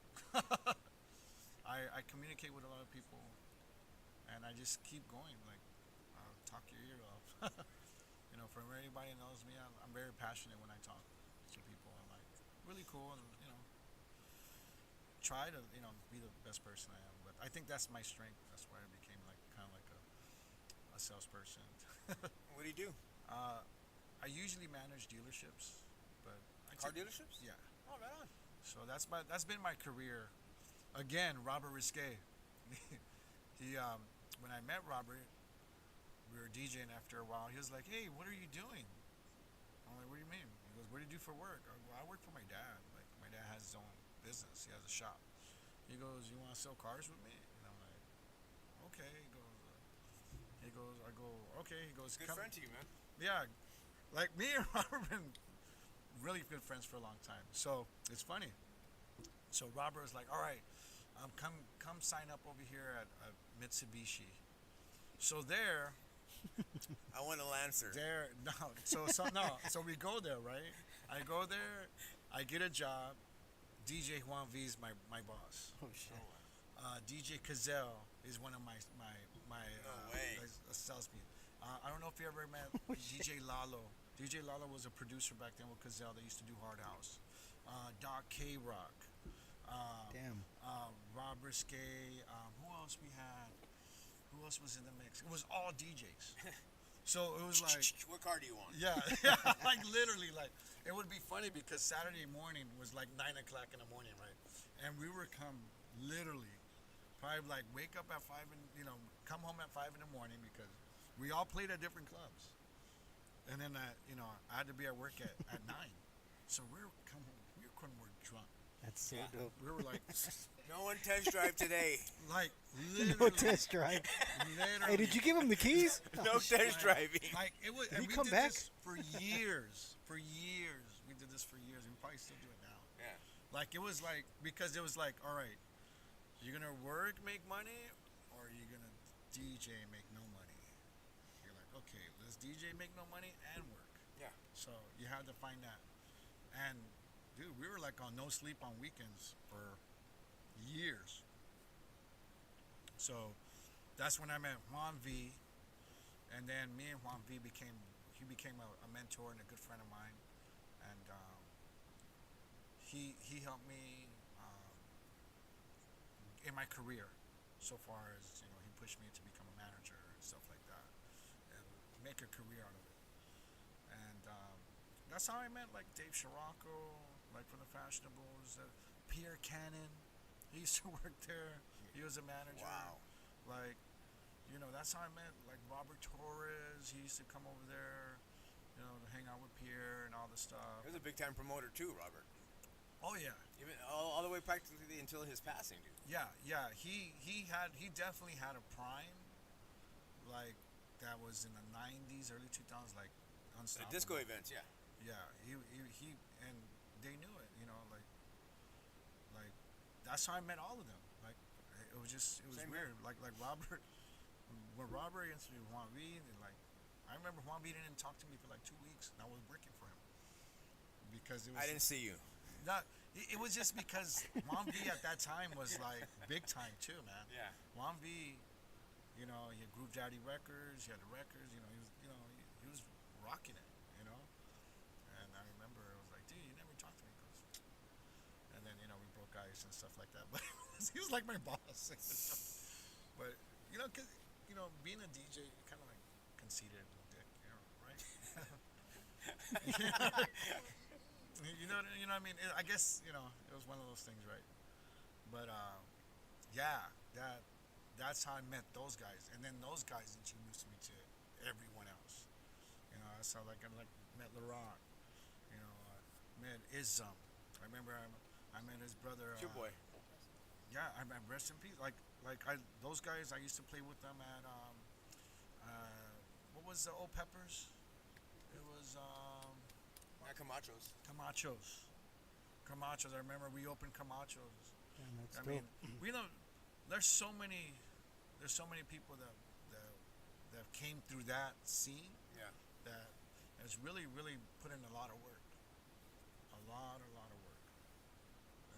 That I've met and I've been blessed to know, and like even you guys, like we met later on, like At during a COVID. taco place. Yeah, when I did my Taco Tuesdays. my Taco Tuesday, I met Craig.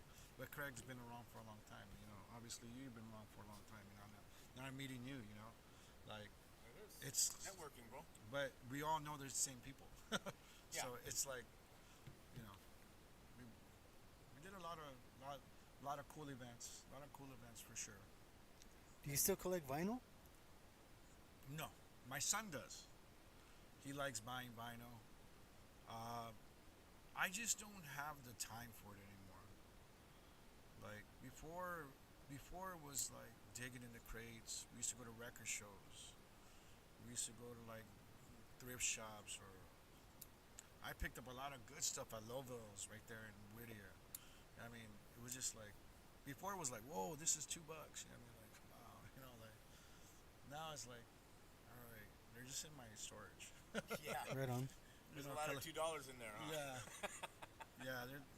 I used to belong to Tony Largo's record pool with Oh, that's with, Oh my goodness. with Danny Z. Danny Z used to run the thing. They used to send me records, and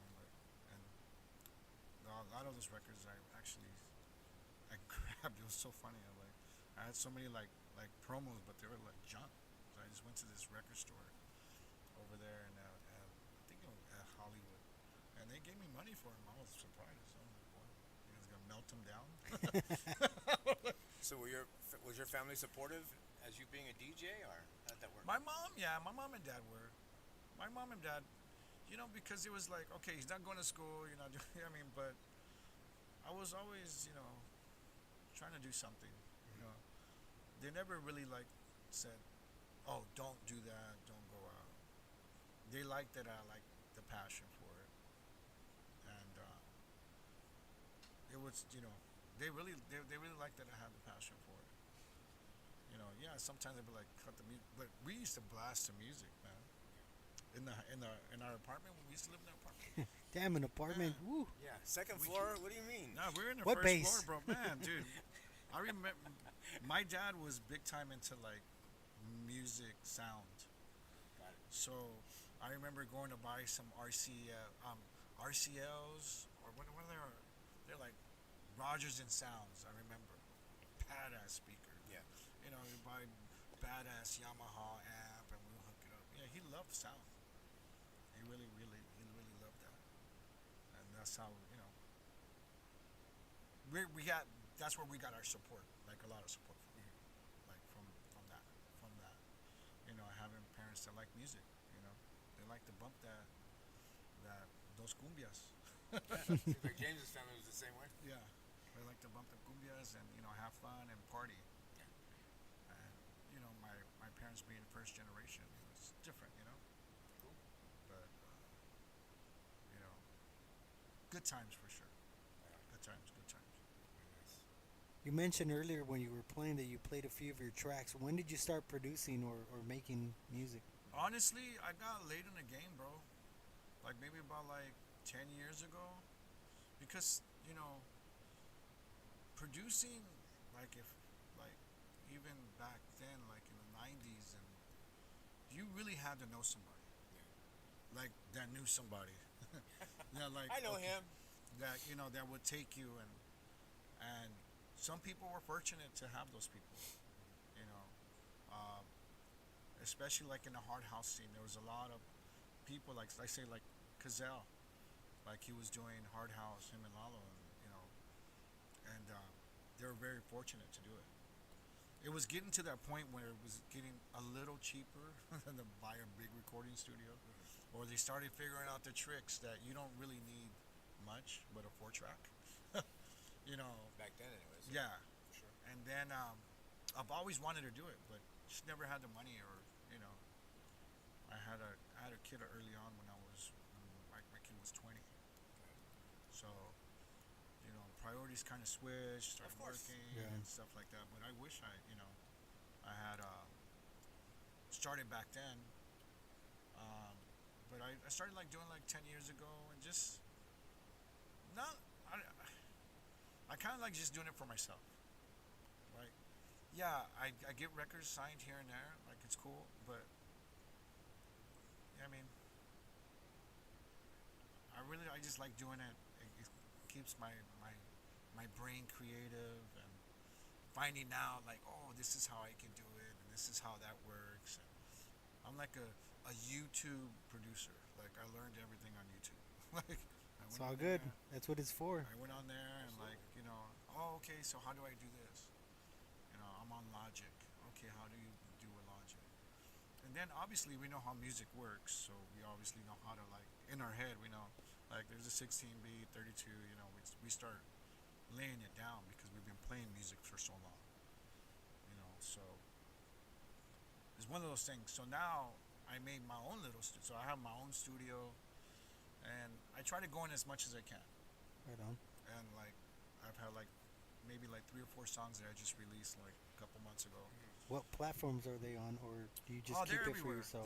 They're on iTunes, Spotify, Beatport, Juno, What are they under? KDM. Right on. Either DJ KDM or. And I was telling Rudy. So KDM wasn't my DJ name. My DJ name after I got Kel Rock, my DJ name was Kelly. It was just Kelly. I didn't want to have no gimmick. I was like, dude, I just want to be like, it's Kelly. I kind of thought having a DJ name was cheesy. Like, oh yeah, DJ Fantasy or whatever. You know what I mean? Yeah. I thought it was like cheesy, like, and then I couldn't think of one that I thought was cool, like myself, right? You know what I mean? So Non-cheesy. yeah, so I was like, you know what? I'm just going by DJ Kelly, bro. And for a long time, I say up until like maybe recently, maybe like 4 or 5 years ago, it was DJ Kelly. Like everybody was DJ Kelly. So when I had my Facebook, I put my initials. I put KDM, which is Kelly Danny Morales. And then I remember, I think it was Suave. He goes, hey. Oh hey. no! He goes, hey, what's up? he's like, oh yeah, my boy. He goes, yeah. He goes, my boy KDM Music is in the house. Like he was like, we were on something, and he said, yo, yeah, KDM Music, and I'm like, and then it was just like, okay, I guess I'm just gonna go by KDM Music. You know what I mean? Like I mean KDM, but like cause my Instagram, my Kelly handle, was just too hard. yeah. But it was because nobody could look me up through my handle for Kelly, right? Like it was like I could A million Kellys. My handle was KDM. What Kelly is it? Yeah. So, and and internet's kind of like you want to be incognito kind of thing. You don't want like somebody to come and say, hey, remember me? Like, oh. Nope. Log off. Who are you? Log off. So like it's like people that Block. you know, and like KDM, and then I remember him saying that. I was like, I just go by KDM, I guess now. I guess it is what it is. But it's like Rudy would not call me that. Some people just call me Kelly because that's what He said earlier, he's like, I'm not calling him KDM. No. I don't know. I don't know who he is with that name.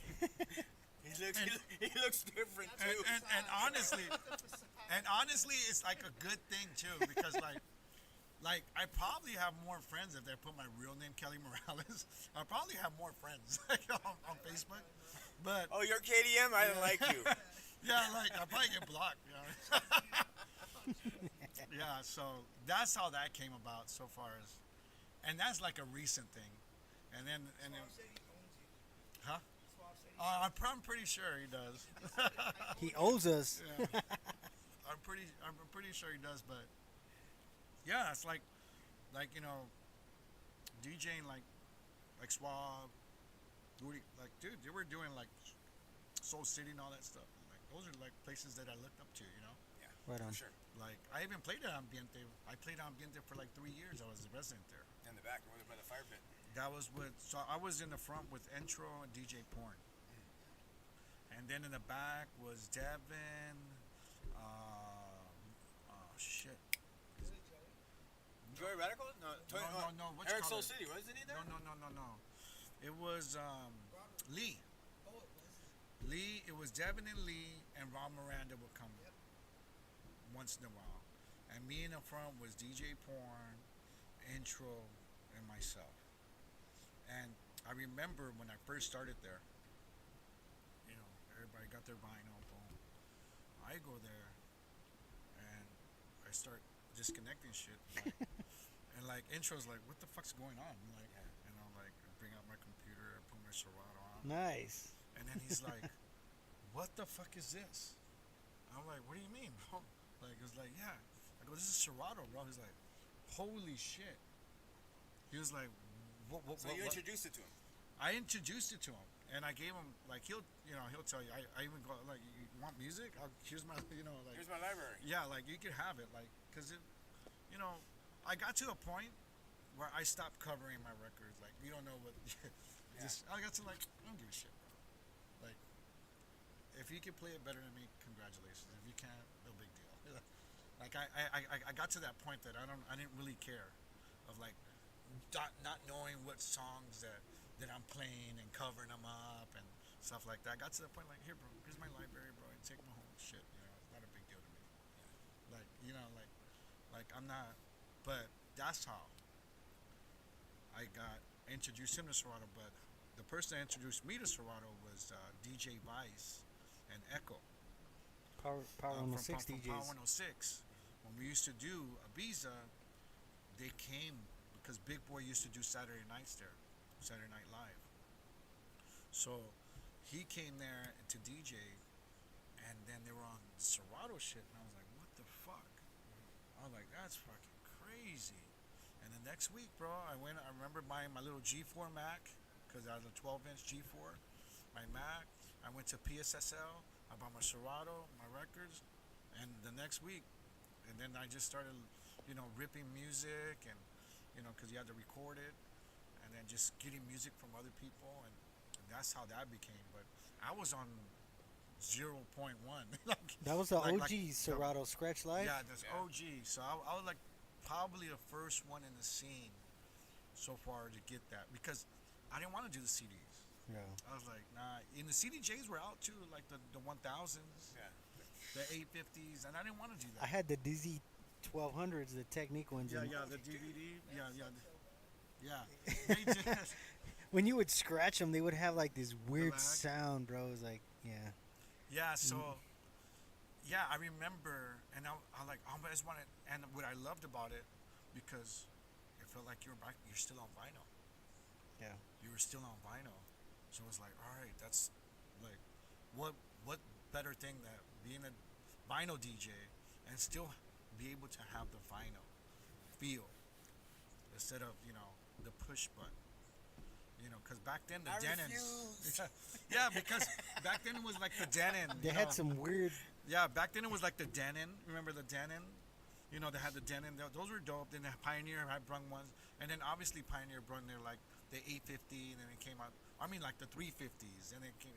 It became bigger and bigger, and then became to like what it became now, like the 3000s.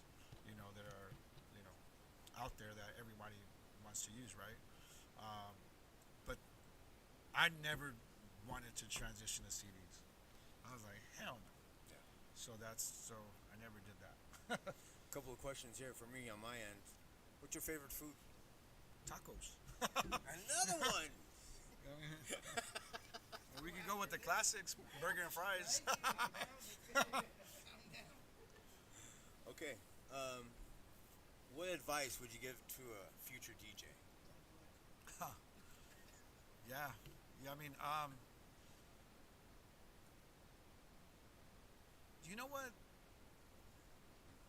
The best advice: do what you like. Do what you like. If you can, you like me, like I went through like 5, 6 different genres. Like I can still play them. Yeah, absolutely. You know what I mean? Like if you want to be a top 40 DJ, that's dope. If you want to just be a house music DJ, that's dope. If you want to be, hip hop DJ, that's cool too. But you know what's cool? Be able to play all of them. Yeah. Because guess what? There's gonna get a limit to like where you can make your little DJ thing a little business, and you can make money off of it. And like that could be your little side hustle. So, yeah, stay true to your heart of like of things that you like, which is cool. But don't be afraid to play Katy Perry or Taylor Yeah, Swift I have some or something like that. How about Bad Bunny? And like, dude, those, You forgot the cock. it's funny because like there's some schools that I will never play it, but then they'll keep asking and then I'll play it. But I like that stuff too. It's not to me, bro. I like all kinds of music. It doesn't bother me. I don't really I don't really like to go. Oh, I don't play reggaeton. I played it all the time when I need to. So Right? what You would- gotta that's what please you the would tell crowd. future- Yeah, DJing can take you a lot of places, but if you just stick to one thing, you're just gonna be stuck in that space. Yeah, Absolutely. you gotta be able. You gotta step outside of the box. Yeah, Yeah, you know? you got to. And you'll have fun. Trust me. At those, dude, I'm DJing for sometimes for 1,000 kids, 1,500, 800 kids, and dude, I'm playing music that's old. I'm playing like party rock. Yeah. And That they're was like going crazy. 15 years ago. Yeah, I mean they're like going crazy, like literally like losing their mind. Like I'm playing like Gundam style. I'm playing like Selena, and I'm playing like just like a Because dancing they're- queen. you're like, playing with their parents listen to, so Yeah. they're like they hear it already. so Right on. they go crazy. Now they Like, can let loose. and you know what? I get that good feeling of like when you're DJing and the crowd is screaming and having fun, and you get that good feeling like wow, it feels good, even yeah. though you're playing like a fucked up song that you probably won't play ever. Yeah. You know what I mean? Yeah. It's like riding a scooter, it's one of those things. But that I now I'm able to do that stuff. I could like I just finished homecoming season. I probably did about 10 to 15 homecomings. Damn, that's dope. Yeah. So I get that great feeling. I mean, without the drinks. Right on. But they're like 3-4 hour sets, and sometimes it's really, really. Most of the time, it's really, really good actually. That's cool. You played a dope set earlier. So how would you explain the music that you make and that you play? Like what? Because Right that now- sound was, man. I was thought we were at an after hours. I was like, Yeah. Yeah, you know what? Honestly, I like melodic stuff. Like that's more melodic, more down. Like it's for me. I feel like I get more creative making those type of sounds than doing the basic hi hat and like everyone plays that. it kind of sounded industrial a little bit. Yeah, Like, you know kinda what I like- mean? yeah. Like Loungy. yeah. Yeah, like it's like it's different. I mean, what a lot of people don't understand, that music in some places is prime time. Yeah. It's like prime time. You go to sound, you hear Guy Garber. I play one of his tracks. And incredible, bro. Like Yeah. like Outside the box. It's a vibe. It's a vibe. And I get inspiration of like, hey, you know what? I like those kind of tracks. I want to try to make one. That's dope. And then I'll get on something and I'll just make something out of it. I did that. I did one of my tracks that I did the remix edit with Shania Khan, rest her peace. You know, I did that, but that's my track. I just put a vocal on it, just to do something different. You know, but yeah, you know, it's one of those things. You know, there's different sounds. Describe yourself in 5 words. This is my final question.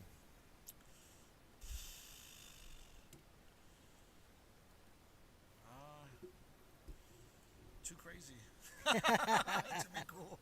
Too crazy to be cool, I guess. I don't know. I mean, I describe myself as caring and generally good person, and I try to help everybody out. You see, like when you guys need something Oh, from me, come on, dude. That's why I boom, said you know? overall good guy. You saw you know, that. like I mean, yeah, I was cocky back in the day. Who wasn't? You know, like a fucking big time DJ. You know, like like you know. But now, like to that point, like you know, I just wanna like live life and not worry about the small things anymore. Just like be cool with everyone. You know. Yeah. Like we could see each other like 10 years from now and be like, this is like where we picked up 10 years ago.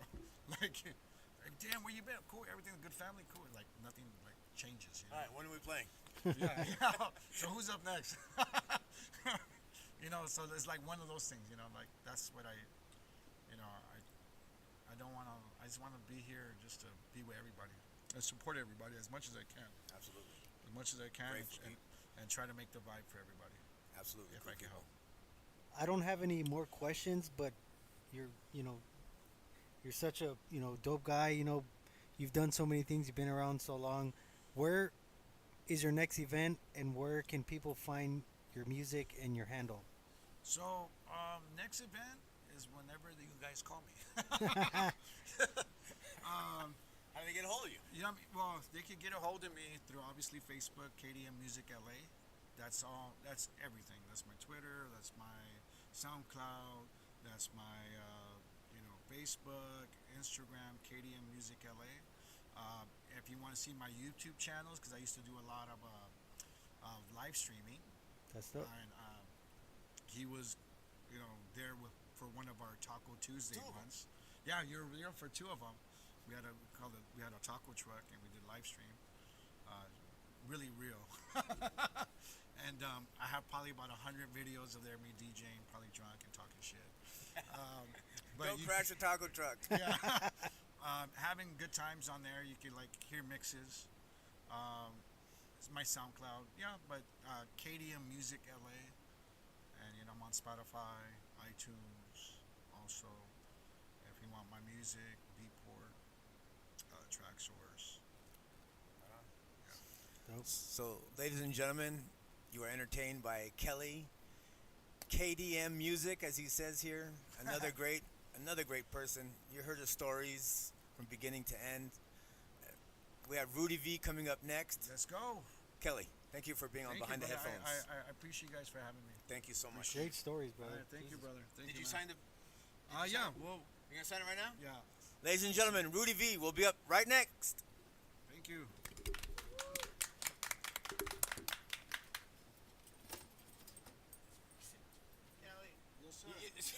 Everyone's going in a corner, dude. You have all this, and everyone just goes to the same spot.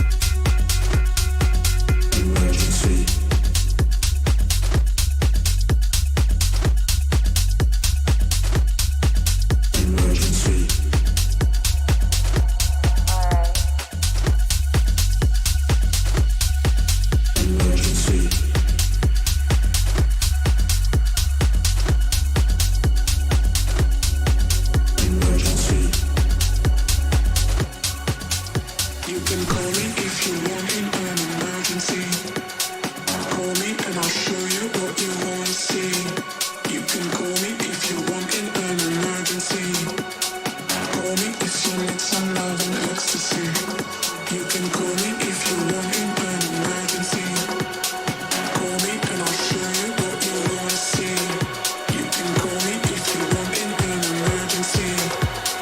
Call me if you need some love and ecstasy.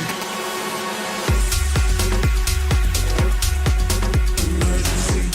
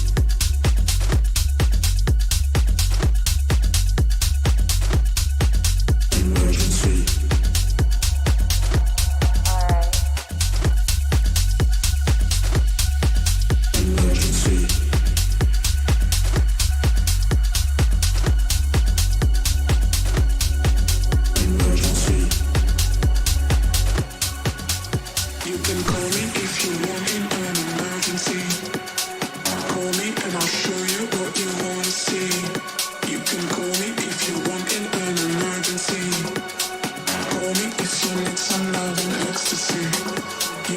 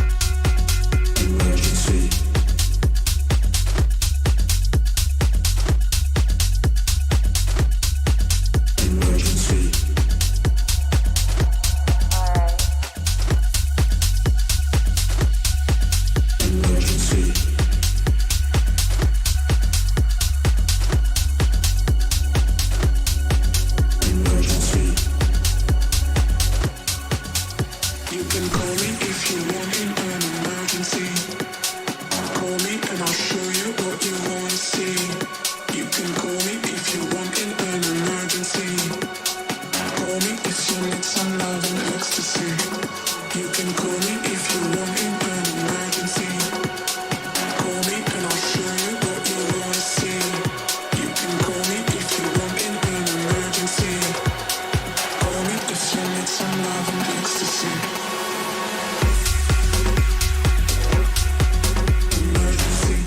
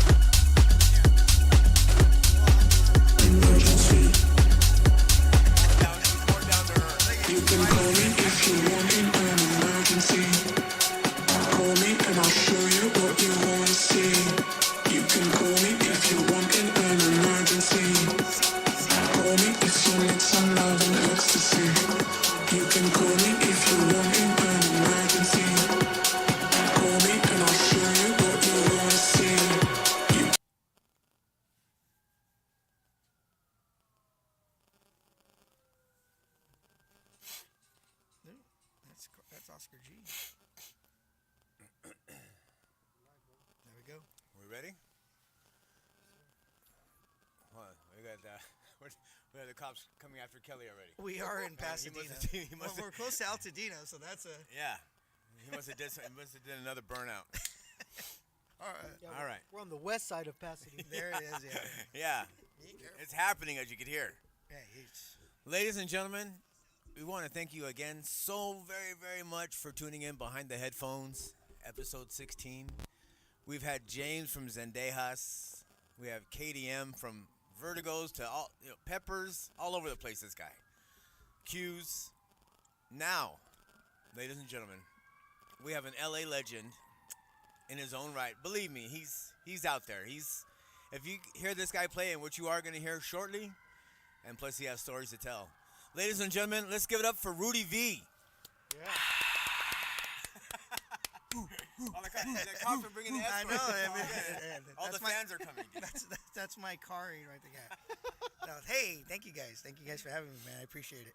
Oh yeah. Oh, we're forever grateful, Rudy. No, thank you thank so you, very man. much, man. What's your career like, or what do you do for hobbies? Well, hobbies, I DJ. I mean, that's what it is. I mean, I do have a career. I've been in the nonprofit sector for the past 13 years. I help individuals with that have less than people with that are suffering from homelessness or reentry population, and I help them find employment. So, Oh, that's and cool. and it's a rewarding career. I mean, I love what I do. I mean, I love what I do, and then I love what I do. Yeah. You know, with DJing and stuff. So, altogether, it's I have a good thing going on. Right on, dude. Yeah. What's your greatest strength? Talking, like Callie said earlier. I mean, that's been my game to fame. You know, like we were just talking about earlier. You know, we're our own managers. You know, we have to do what we can to get the gigs that we've gotten throughout our career. You know, so I think my strength is the gift of gap, for sure. That's one of the things that's put me where I've been. So I feel that is definitely a strength that I do, is that I can definitely talk and do what I got to do to get my word across. So yeah. You got to sell yourself. Yeah, I definitely have to sell myself. What's this guy saying right there? What is he saying? Suave. That's ICE coming for Rudy to deport his ass back to El Salvador. Yeah, see, this guy thinks this guy believes that he's from like Brazil or some shit. You know, you need to stop, Suave. Get off the air, dude. Nobody wants to hear you right now. Thank you. So next question, please. Okay. Bandit, save the day. Where did you grow up? I grew up in El Sereno, not too far from here. Born and raised. I was there for 47 years. Nice. Then I moved out with my family to downtown LA to South Central, and then I moved from there to Monterey Park, and then to La Puente. So I just, but El Sereno was my home, and loved everything about it. You know, it's if you know El Sereno, you know El Sereno. If you don't, you know, be careful. No, I'm just kidding. Yeah. And That's for damn sure. so, at what age did you get influenced by grabbing the turntables and rocking Well, them? 9 was the age. 9 was the age definitely for me to get into the music. But prior to that, I was just a metalhead. You know, Right on, I loved heavy metal. I still listen to heavy metal now. I mean, that's like before. And I'll be honest with you, before I even go to a gig, I'll listen to some type of rock. Pump Same you here, up or bro. what? Like I really Ozzy's will. Boneyard. Like seriously, Iron Maiden, Judas Priest, Eddie you know, tattooed Rat, Classics you know, right Rat, there. like you Jeez. know, Yeah, the good Wasp, stuff, bro. like Wasp, Wasp like is you know, badass. coming from El Sereno, we had Armored Saint. Saint. I mean, that's like you Jeez. know, those are you know, but and I had long hair. My boy, hey Germ, release your soul, brother. Yes, sir. What's up, Germ? You know, I had the long hair, and you know, my aunts, my cousins would have parties in their backyard, and I would just see the DJs, and I'm like, "Dude, that's pretty cool. Like I like that, you know, and I took a liking and asked, hey, you guys teach me? And they're like, well, you got to buy your own shit. Like, What, you got to buy You your were own. 9. you I said. was 9 years old. what genre was it? Or Disco. right on. 80s disco. So for me, with 80s disco, that was the in thing. Like, Callie earlier was saying like 80s, K-rock, but for me it was disco. I that's what I had the pompadour, I had the long, I looked like I had a mullet, It was, but that was the in thing at that point in time, and but I went backwards, and I think I mentioned it earlier. I played, I did 70s disco. So I went to 80s disco first, and then went backwards and learned how to play 70s disco. And that 70s disco, it's a lot harder to play because the BPMs are a lot different. Absolutely, all over the board. Yeah, the beats Human fluctuate. instruments. Yeah, exactly. Human instruments, So you're always on that pitch, the pitch control. So you had to learn. So now it's like a pitch is really nothing now. You just grab it. You already know what you're hearing. You know what you're playing.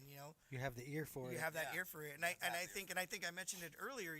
I learned how to DJ or get my sets together with just a home stereo.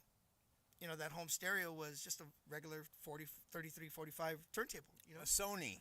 Not even a Sony. I think it was like a Sears brand or some shit. You know what I mean? For sure. And what I would listen to is I would listen to the sound.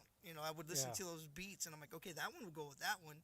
That one will go with that. Okay, that one won't go with that one. This one will go with that one. So I would put things together, and then when I would go and practice with these guys that my sisters knew, and my family knew, and they were like, bro, like, do you have other turntables? I'm like, no, it's just my ear. Like, bro, that's what we would put together. And we have the two turntables. So for me, I felt, because I grew up with a lot of music. My dad listened to jazz. My mom listened to R&B. I wasn't really raised with Spanish music in my home. It was always jazz and soul. So Right on. my background is just soulful. Yeah. There it is. And my name for our group, Germism, my brother, it's Release Your Soul. And that's been Release Your Soul for many, many years, because I feel that that's what I do when I put my music out, when I'm DJing. I'm releasing my soul to the audience that I'm playing to, with Callie, putting out his tracks at a late age, I'm doing the same thing, Correct. I put out a track, and I just did It's one. never too late, bro. Well, with so many individuals in the game, you tend to see, they got more. You got the studios like Gabriel Horizon, dude. His studio is amazing. Oh, it's a badass. That is, and he's, what's he putting out? But the most dopest soulful shit that's Yeah. out there. You know what I mean? I got some So tracks that's, from him. do you understand what I'm saying? So with that being said, I wanted to put out a track like that, and my song that I put out on House Tribe Records was called Journey. Because it literally took me that journey to get there, to get dope. to where I wanted to be. I mean, I was a DJ for so many years, but production wasn't one of those things that was in my forte. So, with using Logic, like Callie said earlier, I had a cracked version of Logic 8, and I did that track that I did, and like also what Kelly said, my track's on Spotify, it's on iTunes, it's on Instagram, and for me to see my track on these platforms, it's like, oh crap, that's pretty damn cool. Like somebody can actually look for my song and they'll find it there. So for me on that, my buddy George Vibe, which is George, the guy's amazing. He does real estate. But he puts out so much Latin soulful house music. He said, "Hey, bro, you're missing one key, and it's like a Latin sound." Yeah. He's like, "You want to come to the studio and I'll add it to it?" And I was like, "Yeah, man." So I sat on the song for 3 years before I even put it out. So I did it in 2013, 2016 it came out. I haven't done a track since, but excuse me. But it's I feel that I put whatever I put into that song, it was my heart. There you go. Because not only did I have George help me with putting it out, but I had one of my really good friends, Will Rilso Rodriguez, who's an amazing that dude, producer. Jacob? And he did keys on it. He did the keys on it. So for me to have these two individuals on my track it's really an honor. So, but I have friends that are still telling me, dude, I still have your track in rotation. That's you know, dope. I play it. You know, I don't even play it. Yeah. You know, but I'm glad that other people play it. That's You cool, know, man. so you know, I've gotten those opportunities to do so much with other DJs. And, you know, going back with Cali, we were talking earlier. I mean, we've known each other for over 20 years, 25 years. You know, and we was talking about cues, and that's where I first met him. You know, and we were playing the same stuff. You know, we were playing that deep and soulful house music. You know, I feel, and you know, I'll say the person's name, Suave. You know, we were doing stuff. We're gonna fine you for that. Yeah, we will fine you for that. But we You were doing always- things. We were, you know, him and I were still doing those backyard parties, and that's when I first met him. But we were the only ones really dropping that deep and soulful house music. And for me, where I was buying my music wasn't, you know, like Melrose was one. You know, you had Wax Records, you had, you know, Beat Not Stop, you had DMC. But I would go further down, and I would go to Prime Cuts. Yeah, You Prime know, Cuts was good too, man. Prime Cuts for me, you know, and this is no disrespect, but you know, in the area it was you know, predominantly, you know, gay, but the sound that was coming out of that store, those records that people were pushing Big out, move, yeah. that's what I was buying. Like I was buying that music, you know. Kelly brought up, you know, the arena and you know, circus, you know, my first residency, or actually a couple of times that I got to play at the arena. But then I did Sweet Sundays back in the early 90s, and it was the longest running all-age nightclub. And we had India, we had Elias, we had all these major artists. But to me, I thought that was just commercial house. Yeah. Whatever was being played in those clubs was commercial house. I was dropping stuff that nobody else was dropping, you know, and I'm pretty sure other people were doing it too. Different niche, bro. But in that era of the 90s, you know, I was playing, you know, that Strictly Rhythm, that Nervous, you know, stuff Yeah, that Nervous. people weren't dropping. You know, they were playing. I mean, a lot of those artists were on those labels, but there was other songs that were there. Correct. They were so much way better. Absolutely, bro. You know, so for me, I had an amazing time and career of doing what I've gotten to do and meet amazing people at the same time going through this. Your you boy know? Modern Romance says hello, man. What's up, Romance? Modern Romance and DJ LaRock. He said, Yeah. AKA Boots. Yeah, hey, that's my nickname, bro. I have it on my chest. Hey, LaRock, I was telling him about the food stamp story, bro, but that's another time. We won't talk about it right now, bro. And the time we were at King Taco, but I won't say that on air Oh either. my goodness. It's, talking about tacos. Yeah, talking about All night. tacos. Describe yourself in 5 words. You know, that's a question that I've been hearing you guys ask, you know, throughout the night, and it's a hard one to really answer. You know, I think I've answered one of them. I feel that I'm a humble person. I'm a respectful person. Yeah. I do have a big heart, For sure.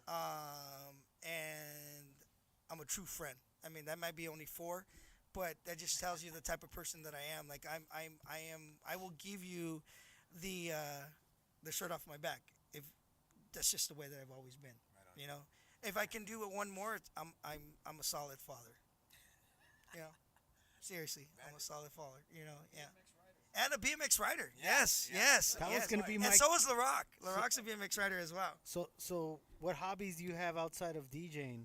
Riding bikes. You know, What kind of bikes? Dirt BMX, bikes, BMX bikes. Yeah, motocross. I have 3 BMX bikes that I've put. No, wait, no way, bro. He those mentioned things- that, LaRock, Those earlier. things will get stolen in like 5 minutes. Like seriously, those things will get stolen. You know, and I've gotten like today, yesterday. You know, I had my kids. I have 4 kids. Tell us about him. Yeah, so I have an older daughter that's 27. I have a grandson as well, and a son-in-law. Then I have my Grandpa 12-year-old. Rudy. Yeah, hey, I have a 12-year-old son and 6-year-old twins. Wow, that's cool. But my 6-year-old yesterday said, "I want to ride my bike," and I said, "Okay, well, we don't have your other bike. We have your pedal bike." They said, "Well, we'll push it," you know. And they got on their bikes. Within 5 minutes, they were riding their bikes, By them? and they were pedaling down the street, you know. And it's one of those things that for me as a father, like, you know, my pop, you know, rest in peace, you know, wasn't there to see that, see me ride those bikes, and now I get to see my kids do that, you know. So Full circle. it's a full circle. So I enjoy that. I enjoy the time with my kids. They enjoy, you know, being a DJ, you know, our equipments are you know, don't touch our shit. Yeah. You know, don't touch our records. Right. I love Don't- you, but don't touch. But I've been blessed with kids that my children do not touch my stuff. That's cool. They will never, unless I let them touch their stuff. Mine are the same way. You know, It- I am really it's good blessed with parenting that. right there. Yeah. Yeah, no, hey, yeah, don't touch my needles are. I'll put those away. My records are gonna be there, but don't touch my needles, man. You know, yeah. So what age did you start collecting vinyl? 9 years old. 9 years old, and I still have those records. Damn. Yeah, I still have a lot of the records. My first house records was first house record, and I still have it. Was French Kiss by Little Louis. Little Louis. I still have that record, and in fact, it's in that bag right there. Oh shit. So You gotta play it. no, this one wasn't on Epic. This was like it was a different. Yeah, it was an import. Yeah. Nice. You know, so for you know that was, but I would go to Music Plus Oh, wow. The in, warehouse. in San Gabriel damn. Valley, Yeah. Old in San school Gabriel right Valley. there. You know, so Jeez. I would buy those. What did they say? Rudy is also a black black belt. belt. What? Well, yeah, I am. But that's a different story. We won't get there. Black belt. Yeah. We'll get to the We got sports security scene. right yeah, here. Yeah. security. I will defend you guys in any which way I can. But I did Music Plus was my go-to record store because I didn't know of any other record stores. You know, because I wasn't a DJ. Correct. You know, so I was only going to record stores that I That I you sell knew records. that sold records. You know, and so you know I was able to, you know, the individuals that worked there would say, "Dude, what do you know about this music?" I'm like, "I don't know anything about this music. You know, this is what their names are giving me, and this these is are what the I'm songs I getting. need. Do you have them?" You know, and they would have them, and then when they started to see me come in more often, they used to have records stacked up for me, and like, "Hey, you know, here's records for you." But you couldn't hear the records at Music Plus. You just had to go by what you were getting. Exodus had that back room. They had the back room, and then they had the top too. Yeah. You know, and then going to Exodus, you know, that's when I actually had a box. You know, the back. Yeah, right? You know, They have a box you, just you for had your you. box. You know, you had your box for you, so there was records in there because, and then even at World Records. Yeah. You know, rest in peace, Ism. Ism had my That was own the box. spot, you man. know and that's where you would get some good stuff.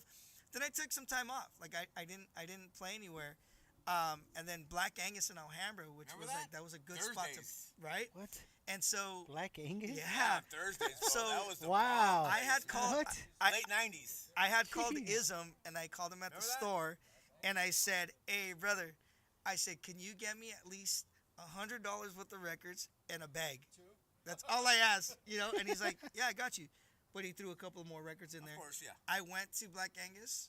I hadn't played any of these songs. These songs were like new to me. Yeah. You know, and it was like Fresh. Tori Amos, you know, like stuff like Damn, that. the Funk classic Phenomena, jams. like stuff like Yeah, that. there you go. So I had gotten back into it, but Jeez. those were the songs that were in at that time. So he gave me those songs. I went and did a set, and then I became I guess we were talking about residencies. I became the resident DJ with the DJ that was there, which was Pat and Dave Manley. And then I ended up seeing Dave Manley years after, and I became the resident at McMurphy's. And that's where- Just a- McMurphy. You know, wolf. And I that used was to play house. there too. Damn, that's dope. That was house music in the back. So I used to work for Budweiser at the time, and I remember their buffets. yeah, right. And I said, "Hey man, I play house music too." And he's like, "Really?" And he's like, "Do you have vinyl?" I was like, "Yeah, I have vinyl." And he's like, "Well, come in." And with that being with me going in, I brought in David Delano, I brought in DJ Henry, you know. So those were Damn. things those were the good old days. Like you can't get those days anymore, Cali, right? No, yeah. You can't Long get gone. those days anymore because we've We all go for the one night. like a reunion, if anything, you know. Let's but- get one in the works.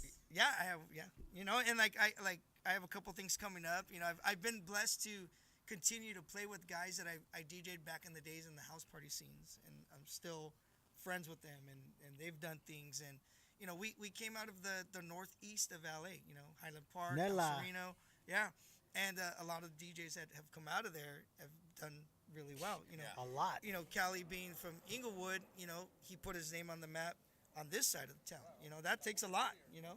Yep. It takes a lot to come from that side to here, you know, and it's same thing for me. It took a lot for me to get from East LA to other branches and areas, you know, to play in Vegas or to play in, you know, San Francisco or to play in, you know, Mexico and to, you know, your name travels, your sound travels, and those were the opportunities I got. You know, because of the sound that I had, I traveled and I got So to. what was your big break? Sweet Sundays actually. It's funny you're talking about that. LaRock said Rudy used to drive me to Sweet Sundays. No, that was at what was that? That was at the it was the what was that place called? It was in downtown. They had Jolt there as well. The Variety Arts Center. Yes, yes. But the original Sweet Sundays started at the Hong Kong Cafe in Little Tokyo. Or Chinatown, sorry. Yeah. In Chinatown. Broadway. The first night we opened was the first night we closed because we're over capacity. Damn. And then so we had to look elsewhere, and then we found Vertigo's, but not the Vertigo's that we all know. Vertigo's was on Boylston in downtown LA. It was 333 Boylston. Yeah, it's called the Lexington now. Is it? I and it became Prince's nightclub and stuff. Well, Glam Slam. Glam Slam. So they gave us a little room on top, and packed it in. And we asked them, give us two weeks and give us the big room. Damn. And they gave us 2 weeks. We promoted, and we ended up having about 1,500 inside and about another 2,000 in line. Wow. And so that started Jeez. that started That's fucking the big dope. break, Sweet Sundays right yeah. there. And then we moved. We were too big, so then we had to move it out, and we ended up moving to Circus. Wow. And Circus is where it ended, But it was a good run. LaRock was there, LaRock was a resident, I used to be able to open up for these guys. So I was the opening DJ, even though I was a promoter and security. He said as the well. good old Centra days. Yeah, we were promoter security, but it was it definitely was it was definitely an experience. You got to meet a lot of different people. You got to hear a lot of different music. Gene, which was the owner of Circus, thought I was his nephew, and I'm, well, Gene, I'm not your nephew. He's like, but you look just like him. I said, I'm not your nephew. And I said, but I want to have my birthday here at Circus. He's like, I'll take care of it. I had food, I had drinks, and yeah, it was Good old Circus, man. good old Circus, man. It was a Shout good out to time. Matt Johnson. Yeah, what's up, Matt? Oh yeah, LaRock said Robin S. Yeah, Robin S. was definitely one of our artists there. Yeah, it was good. What do you need to be a DJ? An ear, and that's really an ear for music, and to know what you're playing. I mean, you all know that. Yeah. I mean, that's a key is an ear, Varieties. and you have to know how to mix it. Like I can go from hip hop to salsa, or cumbias to hip hop, whatever it is, as long as I can beat match that track, or you get transitional songs. A lot of individuals go through those, music pools, record pools, and they have those transitions, like from hip hop to. Yeah, they make to it cumbia, easy, bro. They make it easy, but we were doing that on the fly. Yeah. We That were doing takes that skills. On the fly, and That's all ear and and skills. and to be honest with you, I don't think I'm not like a lot of DJs. I'm not a part of any record pool. Wow. Just That's- and I that's play dope. what I play, and I play it as I play it. So I'm mixing all of these tracks, and there's no intros, there's no outros, it's just the track itself. So when you play, are you playing vinyl or? No, I'm on MP3? MP3. Okay. I'm on MP3. And going back to what Callie was saying, he never went to CD, and I would say, I was going from vinyl. I'm never gonna go to CD. I went to CD.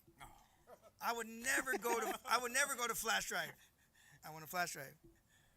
Hell no, am I ever going to laptop. Shit, if I didn't have my laptop, man, I don't know what I would do, to be honest, at this point in time in my career. Right? You know what I mean? I think you just have to roll with it, bro. You know what I You mean? have to I roll with mean, it. We're stubborn. I mean, I and we're older. We're definitely older, and shit, I'm not lugging around anything. Yeah, I'm not lugging everything. Like, it hurt my It back all just comes bringing in that the- little in the bag flash. that I Heard had. it now. But just a one little drink. bag that I brought today, man. I'm gonna be playing vinyl, by the way, ladies and gentlemen. Right on. Coming up. That hurt my back because I had to pull it out of the trunk, and I'm like, Jesus Christ, I'm getting Craig, help. right. Yeah, Craig, help me, please. Bring the dolly. Bring the dolly for me. Hey, the homies used to come with you, and then they leave you at left. Yeah, I had roadies. We had roadies. Like, hey, you want to get it free? You want to get it free? Well, they Grab carry my that records. Carry all my records. I'm not gonna have anything in my hands. You guys are gonna carry everything. So LaRock said that you into black belt. And what else did you play in sports growing up? I played basketball. As short as I am, I was actually a really good basketball player. Wasn't gonna go to the NBA or college, but I Hey, you was never know, bro. Spud Webb was. Spud Webb, Muggsy Yeah, Bones, come on, you know. man. Who's the other guy that recently Jeez, from New those York? guys were ballers. You know, those guys, yeah, but those were idols, you know. But I Yeah. knew I definitely wasn't gonna be that. But no, I you know, as a kid, you know, my dad put me in t-ball and football, but those sports weren't what I enjoyed. Basketball was actually was my favorite sport, and you know, one of my best friends. Well, he is my best friend for over 50 years now. Or no, over 40 years. We met when we were 4 or 5, and he's my son's godfather, and we played basketball together on the same team. And he didn't need to know where I was, and I didn't need to know where he was, but I knew if I just passed the ball to the right, he was always going to be there, you know, and vice versa. So basketball was a good thing. Now, if you ask me to play basketball, I'll tell you no, thank you.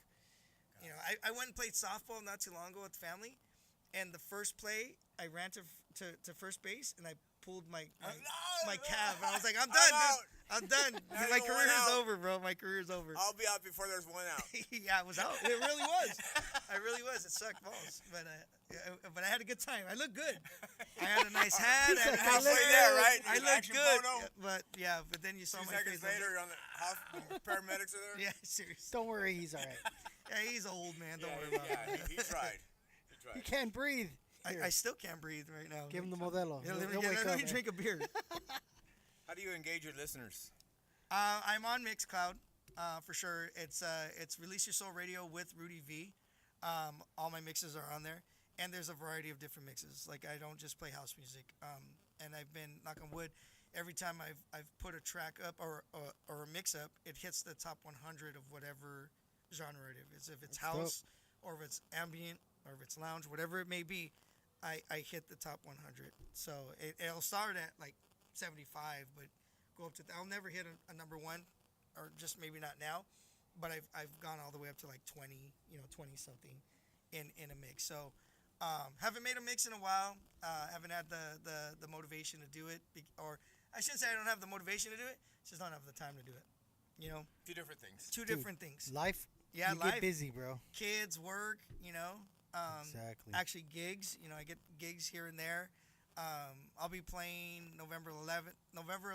Yeah, tell us about Since that. we're plugging, I'll plug it since I'm talking about November 11th. I'm going to be playing at Eastside Love in East LA. There it's open format, so I get to play whatever I want, which is Nice. really super cool. That's super dope. The 12th of which is the next day, it's going to be my birthday celebration at Havana House with a really good lineup. And then November 22nd, Joey Radical is having Radical. I've his been hearing a lot of Friendsgiving. buzz about that Yeah, one. his Friendsgiving, and there's it starts at 6:00 in the afternoon, and it goes until 2:00 in the morning. Nice. So there's a slew of DJs that are going to be there. And then I have, gigs here and there. Like we were talking about it earlier, I think, this past month in October, I was booked every single weekend. And, it wasn't clubs. It was all private parties. And that's where, as a DJ, that's where money's at right now. Of course. Yeah. Unless you're a superstar yeah. DJ, no, he knows it. We both For know sure it. he does. And it's funny that the way I started doing all these, private parties, it goes way back when I'll say his name again, Will Rilso. He had said, "Hey, dude, do you want to do a gig with me?" And I was like, "Yeah, I'll do a gig with you, bro." And he's like, "Just bring your old house." And I'm like, "Okay, I'll bring my old house." He goes, "But you have to dress up." Oh, What I'm not going. What are you talking about? What do you mean He's dress up? "You Like gotta dress-" costume? No, he's like, "You got to wear like a tie." And I'm like, Oh shit. "What are we doing?" He's like, "We're doing a wedding." I'm all, "You do weddings?" And he's all, "Bro, how do you think I make money, bro? Like producing and DJing don't pay the bills, you Dollar know?" signs in your eyes at that Yeah. moment. And because of that, he gave me a bunch of CDs at the time, and he's like, "Here's your starter kit, bro, because you're gonna need these." That's funny. And because of what he gave me, it opened different genres, different doors, different opportunities, and I was able to put myself on a map of being a well-rounded DJ to play. Like 80s isn't my game, but I can play it There you go. as long as Yeah. it has a beat Yeah. and I can mix it in. I'm gonna do it. So Oh yeah. so I'm able to do whatever I can with whatever music's. I've even done Indian music. Like I've done parties for like whatever. Just give me a few tracks and I'll go in through that. And I've been able to open other doors, other That's paths. dope. So it's cool. That's super You know? dope. Shout out to Old School Functions. We see you, brother. Old school. What's up, bro?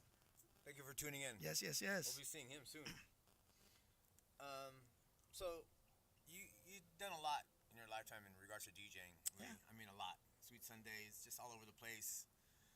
I mean, I'm a Astro when it comes to music. You know what I mean? I appreciate that. Who's your favorite DJ and who would you like to collab with? It's funny. I like I said, I work in a nonprofit organization, or the nonprofit sector, and I worked for an organization, and that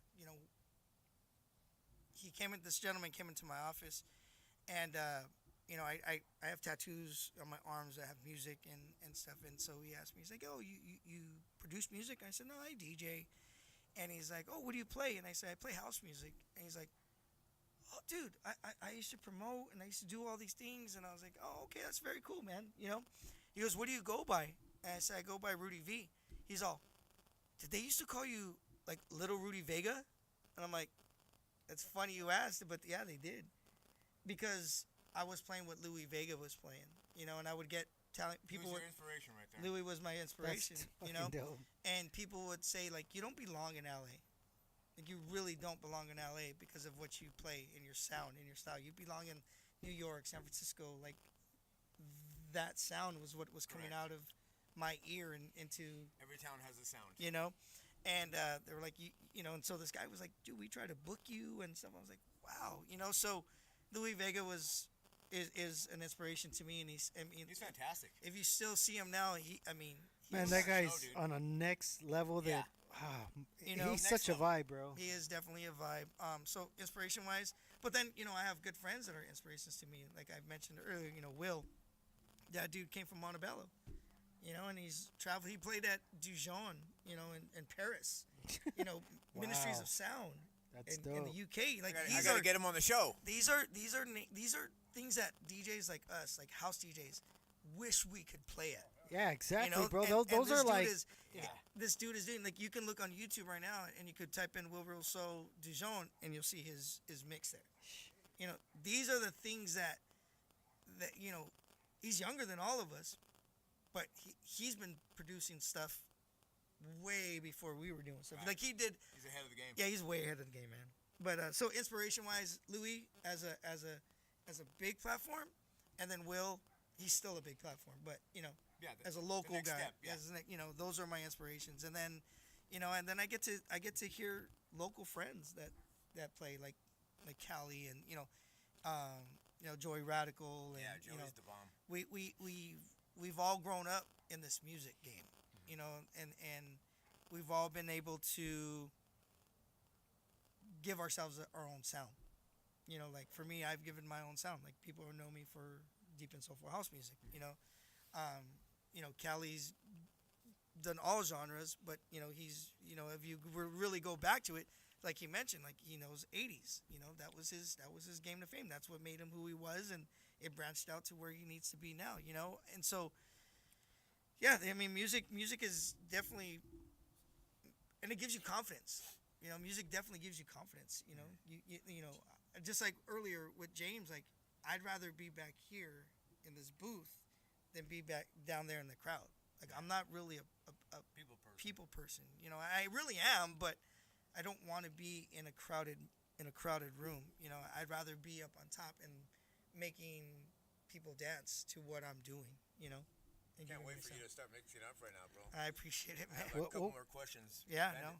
when you started out, what was your ultimate goal as being a DJ? Like, was it, what was it? I don't think I really had a goal, to be honest with you. I just liked music, and I was able to mix it. And like I think I was talking to you earlier, I had put a compilation of CDs back in the days together, and I called it God Bless Me with the Talent. And that's something I feel to this day that I'm still blessed to still be able to play music for people, because not everybody can be a DJ.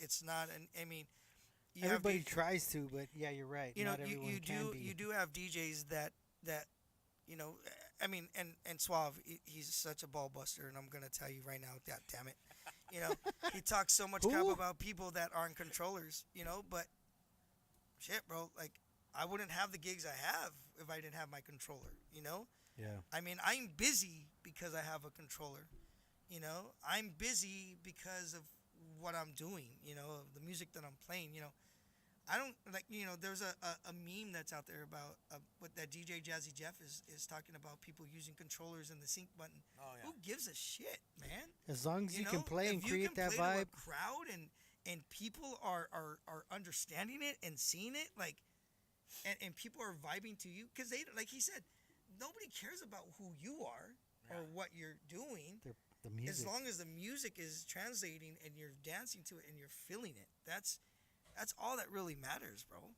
And True. and that's how I feel with me. Like and I think I was telling your wife this that I don't consider myself a DJ.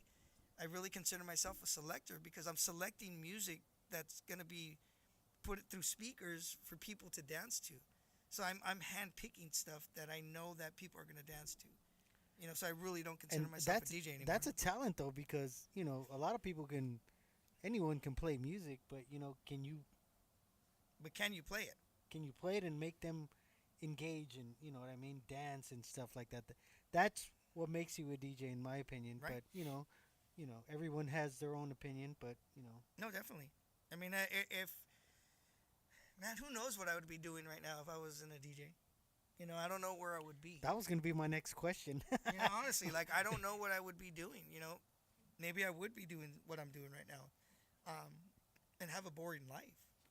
I mean, You want to call it that way? not really saying that if you're not a DJ, you're boring, but I mean, I have my children. I'm happy with my babies. I'm happy with whatever I have in my life. But music really does bring me some peace.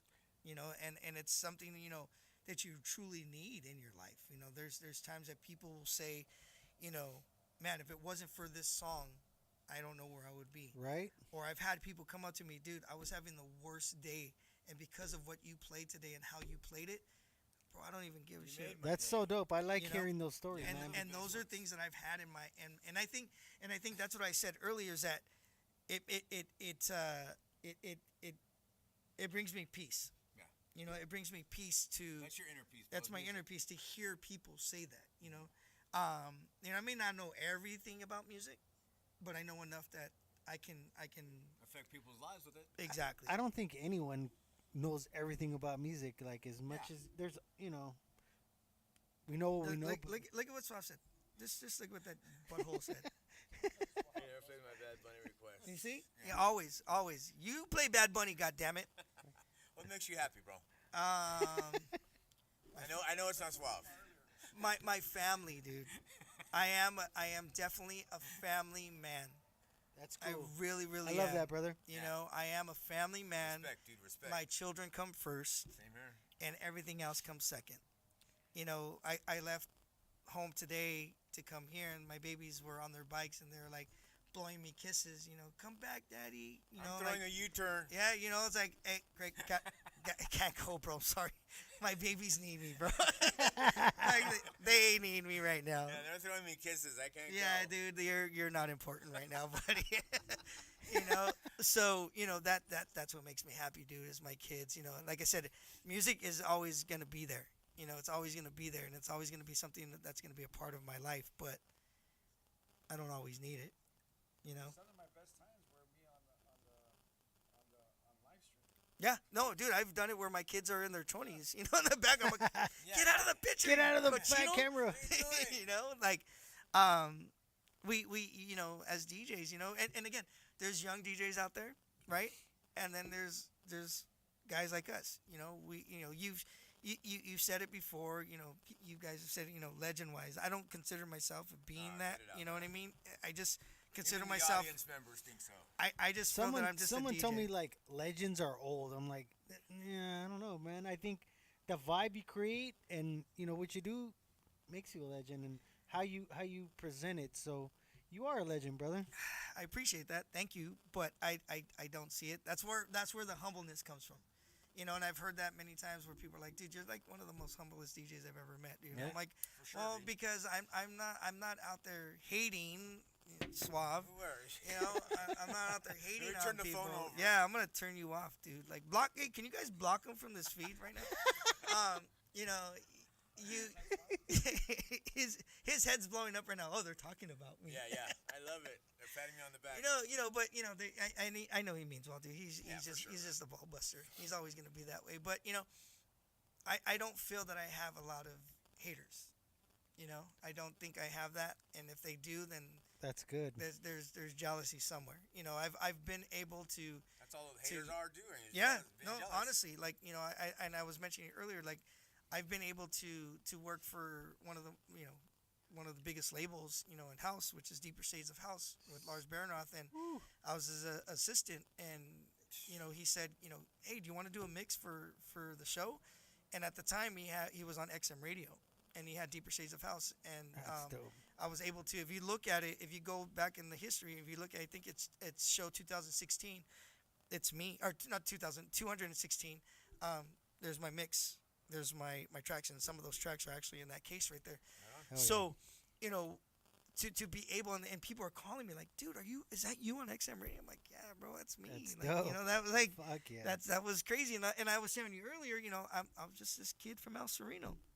I'm from the hood, and to be blessed to do stuff like that, and to be blessed to play with these larger than life DJs, to me, these guys are larger than life, and I'm just this, and again, I feel that I'm just this peon, of doing what I do, but I feel like I'm just this local DJ, but other people see it differently, and I don't. Like, I've been on Power Tools, I've done things for Power 106, I've been, I've got to travel and see different, places, and a kid from El Sereno has actually got to do that, Oh yeah, that's and cool. and I enjoy it. My last question. What's your favorite movie? Rad. It's a BMX movie. I've seen that one. That sounds like a Walt Disney movie. Rad. It was the most low budget movie, but it's one of the most classic movies you'll ever see. That one and I have two. So that one and Rudy. Oh, Rudy's cool. Yeah. Football, And bro. here's a funny story. I was going out with this girl. Like, it was like first time going out with her, and I came out and I had tears in my eyes. She said, "What are you crying for?" And I was like, "I was just watching Rudy." Because I'm Rudy. Like, That's so dope. and she's got like, me, that's and me. she's like, "Oh, that's so cute." I'm like, yeah. So yeah. Don't ever repeat that one again, please. Yeah, please edit that one out. I don't have any questions, brother. It's been a pleasure. Thank you, brother. Thank you so much, man. You're so fucking humble, and Thank you, brother. you know, Yeah, dude, like, you're getting compliments all over the man, all bro. over the I scene right appreciate it, man. shout out to KDM for sticking around. Yes, for thank you, sure. brother. Shout Thank out you, to man. The Rock Thank you. for tuning in. Everybody, Rock, what's up, Southgate man? High. SC Bike Life. No, Bassett, Everybody, brother. we love you. Hey, thank you, Suave. I love you, dude. DJ Suave. Right on it. Rudy, thank you so Okay, much. thank my you so friend. much, man. I appreciate you, brother. dude. Thank you, don't thank even you. know. Thank I you for appreciate the it. stories, No, of the course. knowledge, the love. Yes. You're a good person, dude. Thank you, man. It's evident the people commenting Ah, the same I thing. appreciate it. Ladies and gentlemen, you've been tuned in here, episode 16, Behind the Headphones with Bandit and myself. We've had 3 wonderful guests today, and we're so grateful for the people that grace our stage here. We want to thank Rudy again, but now you're going to be entertained by his mixing and the knowledge that he has is going to bring to the forefront on vinyl. Uh-oh. Rudy, are you ready? I'm ready. Let's go. All right, brother. No CDs. Yeah. That would be the new one. On CDs. On reel to reel. Let's do something, bro. Let's do something, Kelly. Alright, bro. Yeah, let's do something, dude. Something together. Maybe on Muchas Gracias, like Muchas Gracias, Rudy said. Yeah. Huh? Do something like on Muchas Gracias in the patio. Yeah, let's do it, man. We can even do a live recording back there. We'll do it behind the headphones with his name. With all those logos on the bottom. Yeah. All right. Let's see what's up. Here comes the single. Here comes the single Lollipop. Uh-oh. House music at its best. For sure. You want to do a sound check? All right. I would stick around, but I have to wake up in the morning. Dude, you live far away, I dude. wanted We to get it. See the interview. Thank you, man. We get it. K-Bandit. Here's the vinyl. Serato. Thank you for the hospitality, bro. Take care of yourself, bro. All right, thanks for coming by. Have a Hey, safe bro. drive, brother. Your vinyl for your Serato. Oh, yeah, yeah. I just put it right here, okay? Just so you know. I think turntables are not plugged in. One of them is.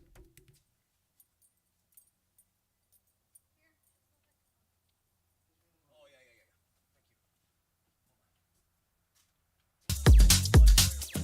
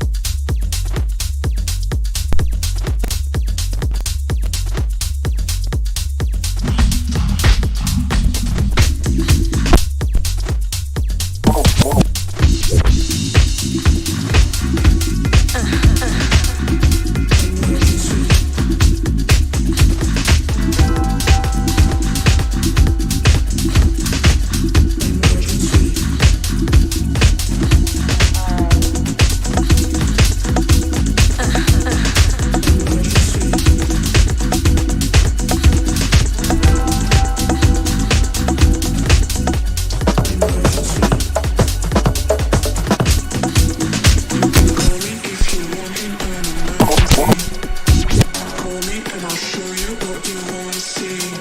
You can call.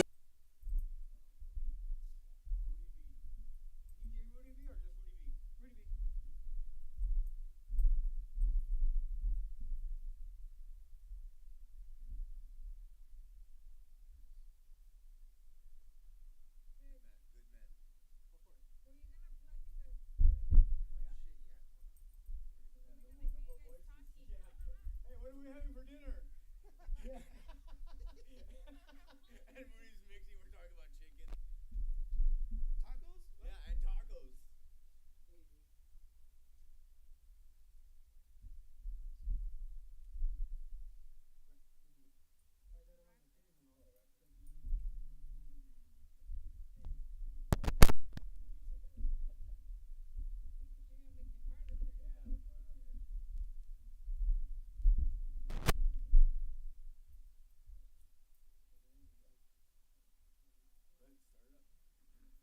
Is the mic ready for me too, or no?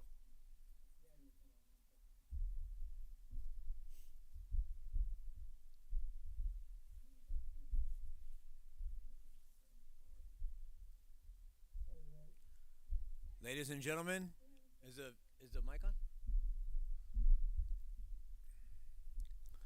Ladies and gentlemen, Rudy V.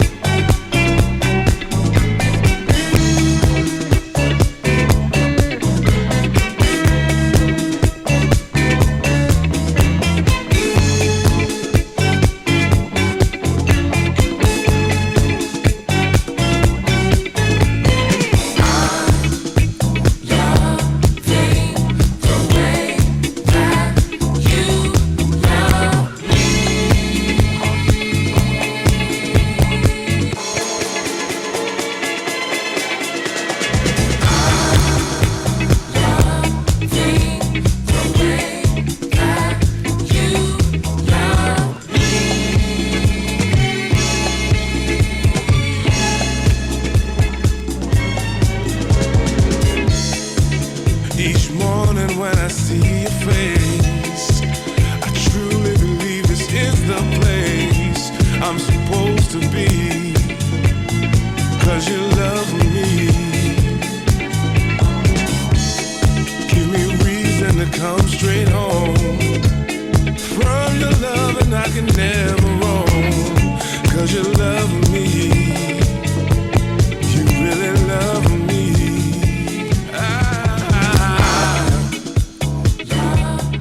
I'm loving the way you love me, baby. Yeah, yeah. The way you kiss me, hug me each morning. I'm loving, you know I'm loving, loving. Try this love thing a time or two. Never felt what I feel for you. And you love me. I love you and you love me, love me. Make me dinner and you make me smile. Stroke my ego, take care of my child and me. You do this 'cause you love me, love me, baby. Oh,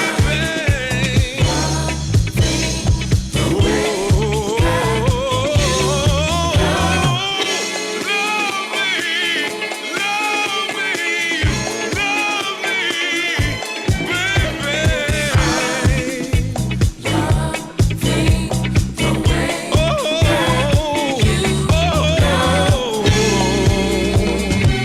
I love the way said I love the way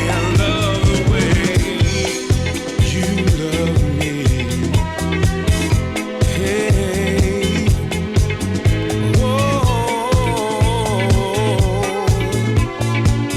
I'm loving. You came to me when I needed love. You were a gift from God and you showed me what love is. Show me what love is. You've been better to me than I've been to myself. I don't want love from no one else but you. See, all I want is you. You complete me. I'm the man I'm supposed to be. Because of you. I'm me because of you. Because of you. I'm loving. I'm loving every little thing you do each day. I'm loving. Put me all this way.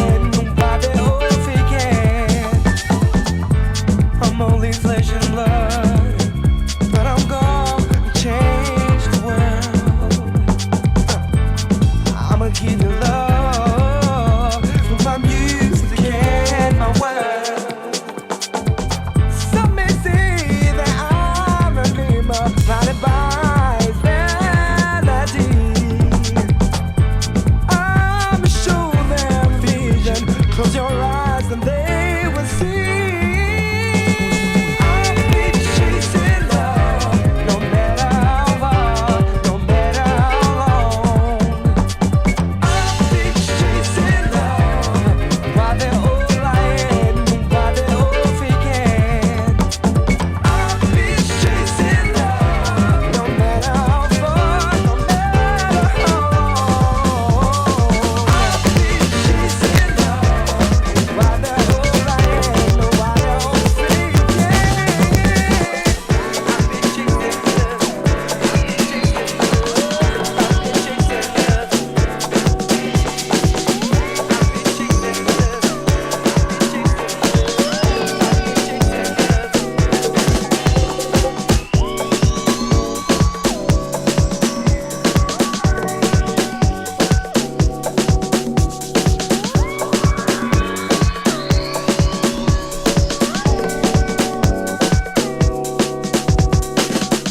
If it's love that you feel, step into the light. If your dreams are for real, give into the light. If it's love that you feel, step into the light. If your dreams are for real, give into the light. Give into the light. Get up on the real thing. Let your love be dance for tomorrow. Let it be tonight. Let it be tonight. Get up on the real thing. Let your love be Let your love be dancing for tomorrow. If it's love that you feel, step into the light. Let your feet step up into it. If your dreams are for real, give it to the light. Give it to the light. If it's love that you feel, step into the light. If your dreams are for real, give it to your light.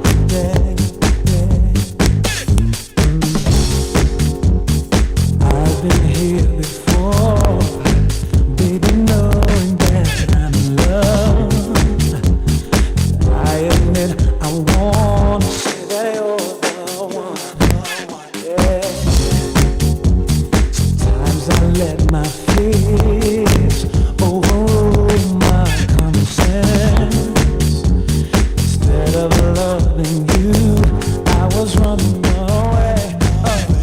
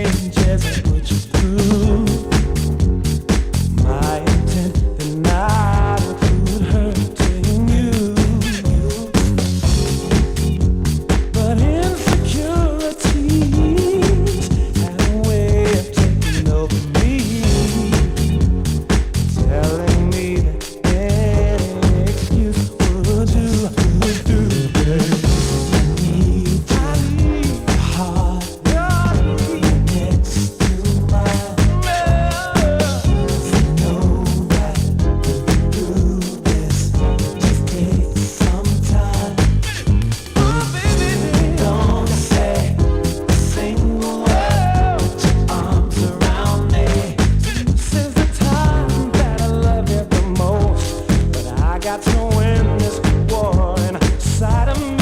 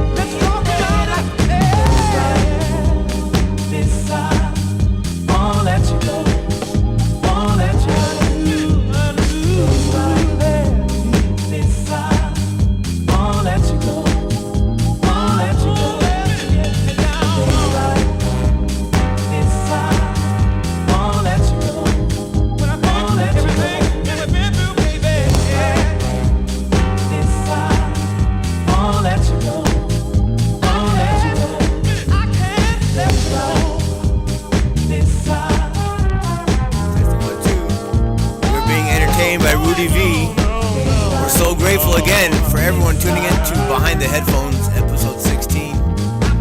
Episode 17 will be in 2 weeks. Our last 2 shows of the season. We'll see you next year. But Bandit and myself will be doing gigs. So watch out for our flyers and pages. K-Bandit Twitch, K-Bandit Instagram, Behind the Headphones. Stay tuned. We'll see you soon. Thank you so much.